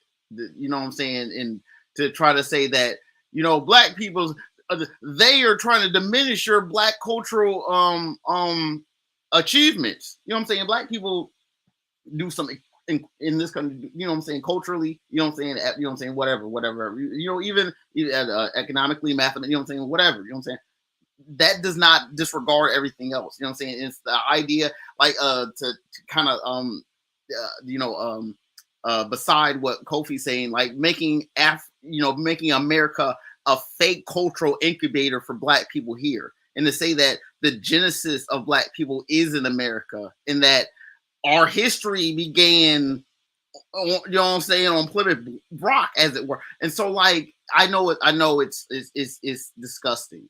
People, even this idea that the slave trade even happened, and trying to reason with people about the boats and the nature of boats. Boat is precious material. People will take that boat and break it down and turn it into a barn quick, fast, in a hurry. That's where the boats went. You know what I'm saying? Next question. And so, like, it's things where it's like, you gotta like really like, think, and then what, and make it make sense for the time period. You know what I'm saying?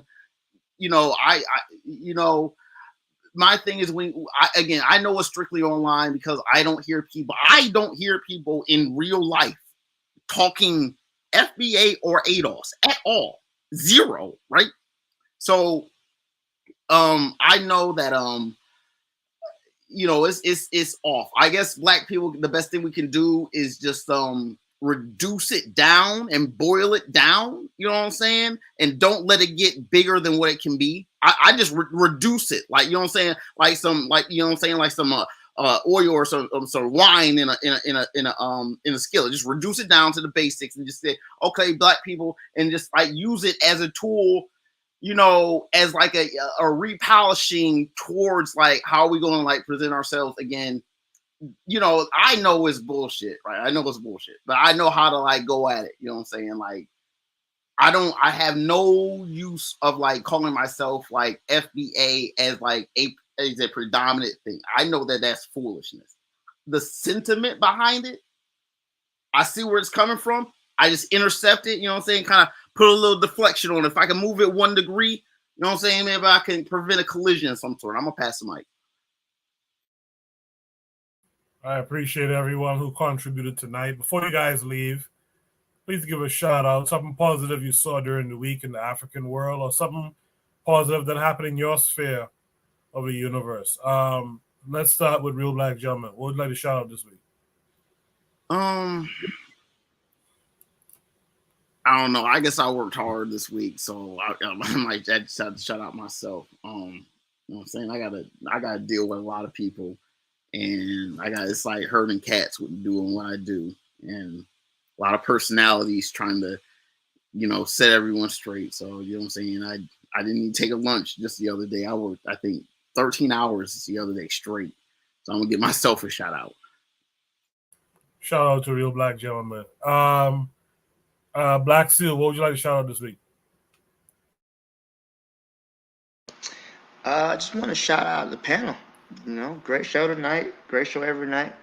Enjoy talking to everybody and sharing ideas, even if we don't agree. I'm glad we all keep it respectful, and look forward to next week's show. Appreciate it, Black Steel. Thanks for coming through. Bakari, what would you like to shout out this week?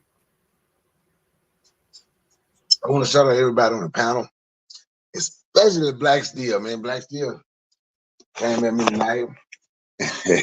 He said some things that I feel I might even deserve, but everything I done said to everybody on this damn panel, I'm like, damn, he done called me stupid and ignorant, and I know I done said that worse.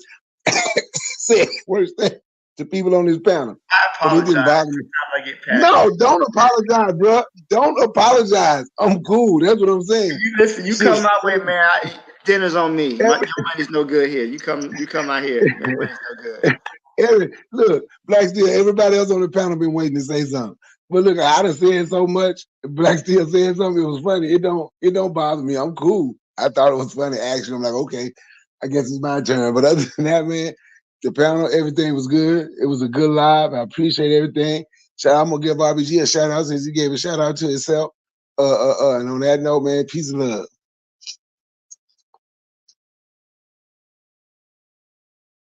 Yeah, sir. Appreciate you, Brother Bakari. Kofi, would you like to shout out this week? Yeah, I would like to pretty much shout out my family and my mother. You know, when you're a child, you don't understand why your parents do and say certain things. And then when you get old, you realize what they were doing, what they did, and they pretty much did it for the better. So I would like to, you know, thank the ancestors and thank my mother for who she is and what she is and how she raised me. Thank you for that, Kofi. Last but not least, let's have from Buana. Buana, what would you like to shout out this week? Yeah, first let me say to Oni that this is not an alcoholic rant because he's thinking this is an alcoholic rant. It's not an alcoholic rant. First, let me say that shout out to my African American brothers, my Western. I love my my African American brothers. Is the best of the best. I love them. I absolutely love them. All of them. I understand that they're in a difficult situation. And if they could be in a better situation, they would be in tomorrow. You know, they my brothers. They are my fucking West African brothers. Like I say, their money is no good here. And if they come to this country. Shout out to my Caribbean brothers. All my Caribbean, Oni, Kofi, Koku, you know what it is? All of them. You know, these people who are trying to separate our groups, our West African groups, they are ridiculous. They are ridiculous. We are brothers by blood. We write it in the blood. We are brothers. No doubt about it. No doubt about it. And if people come to you and try to separate us and try to pretend as if we are not brothers with each other, they are liars. We are brothers. Absolute brothers. And I would never take that away. Never, ever. Shout out to all also my brothers who don't speak English. You know, like Spanish speaking brothers and French speaking brothers. Urzuli them is my brothers too, you know. Urzuli them is my good brothers from Haiti too. And on the Dominican Republic. They drop us off at different places and try to divide us. But all of us still brothers by blood. Make no mistake about it. No, and don't let these devils create divisions among us because we are absolute brothers with one another. Don't let the devils cause division with us. They call it divide and conquer back in the day. Don't let the devils create these divisions among us. One speaks English, one speaks Spanish, one speaks French. All has come from West Africa, brother. Don't buy into the hype. It's all hype. We are absolute brothers with one another. In culture. They try to take that away, to try to distinguish us from one another. But the reality is that we are absolute blood brothers with each other. Absolute brother. We disagree all the time. We have beefs all the time. We cuss each other out all the time. But make no mistake about it, we are blood brothers. Blood brothers. Who else Who else is going to take up for us if it's not us? You think the Jews are going to take up for us? You think the Arabs and the Chinese are going to take up for us? Absolutely not, brother. Absolutely not. At the end of the day, when the rubber meets the road, we have to take up for one another. Despite the fact that we disagree from time to time, despite the fact that we have beef from time to time, we are absolute brothers with each other. Absolute. Absolute. And when I say that, I mean 100%. I mean 100%. So don't let the devils trick us into believing that we have separation with one another. Don't let the devils believe it. Even Trigger Happy from West Africa as well. He's our blood brother as well. He's our blood brother as well. So don't let them play these little ridiculous games with each other. I respect humanitarianism. I respect humanity. I respect fairness in the world. But at the end of the day, and this may seem crass, but at the end of the day, I gonna look at my brother before I look at any other groups of people. I can look at Black Steel. I can look at Kofi. I can look at all my I can look at the black world before I look at any other world that exists. First and foremost, they can call me all manner of names. They call me bigot. They can call me racist. They can call me all manner of names. But of course, I can care about my people who look just like me. Their mothers look like me. Their grandmothers look like me. They are me. They are me. Let's not play these little ridiculous games. At the end of the day, I like I said, I respect humanitarianism. I respect humanity, but the world, I have to work with it and how the world works. I have to work with it and how the world works. And the world works with, we are in a competition with one another, and I have to see and ensure that my brothers and sisters around the world are cared for and are safe and are taken care of first and foremost. Just like any other group. Just like any other group. You know? But like I said, I'll leave it there. And blessings to the brothers. By the way, don't forget Matron. Matron is doing a yeoman's job in what she is doing in educating the young people and training them and informing them about the world that's beyond them.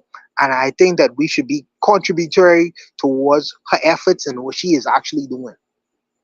You know, but I'll leave it there, Koku. Thank you for the time, and I'll leave it there, brother. All right, I appreciate you, boy. I appreciate everyone who participated tonight, either on the panel or in the chat. Shout out to all of you guys. We should be back next week, Saturday, 8 p.m. Eastern Standard Time. Make sure to join the Discord. The link is in the description. When you join the Discord, find the Shoot the Breeze channel. You can post any topic you want us to discuss. Post it on the Discord. Post a prompt and a link to like a video or an article. That can be featured on the show as well. I'll see you guys next week. I hope you guys be good during the week. Until next time, peace. Peace.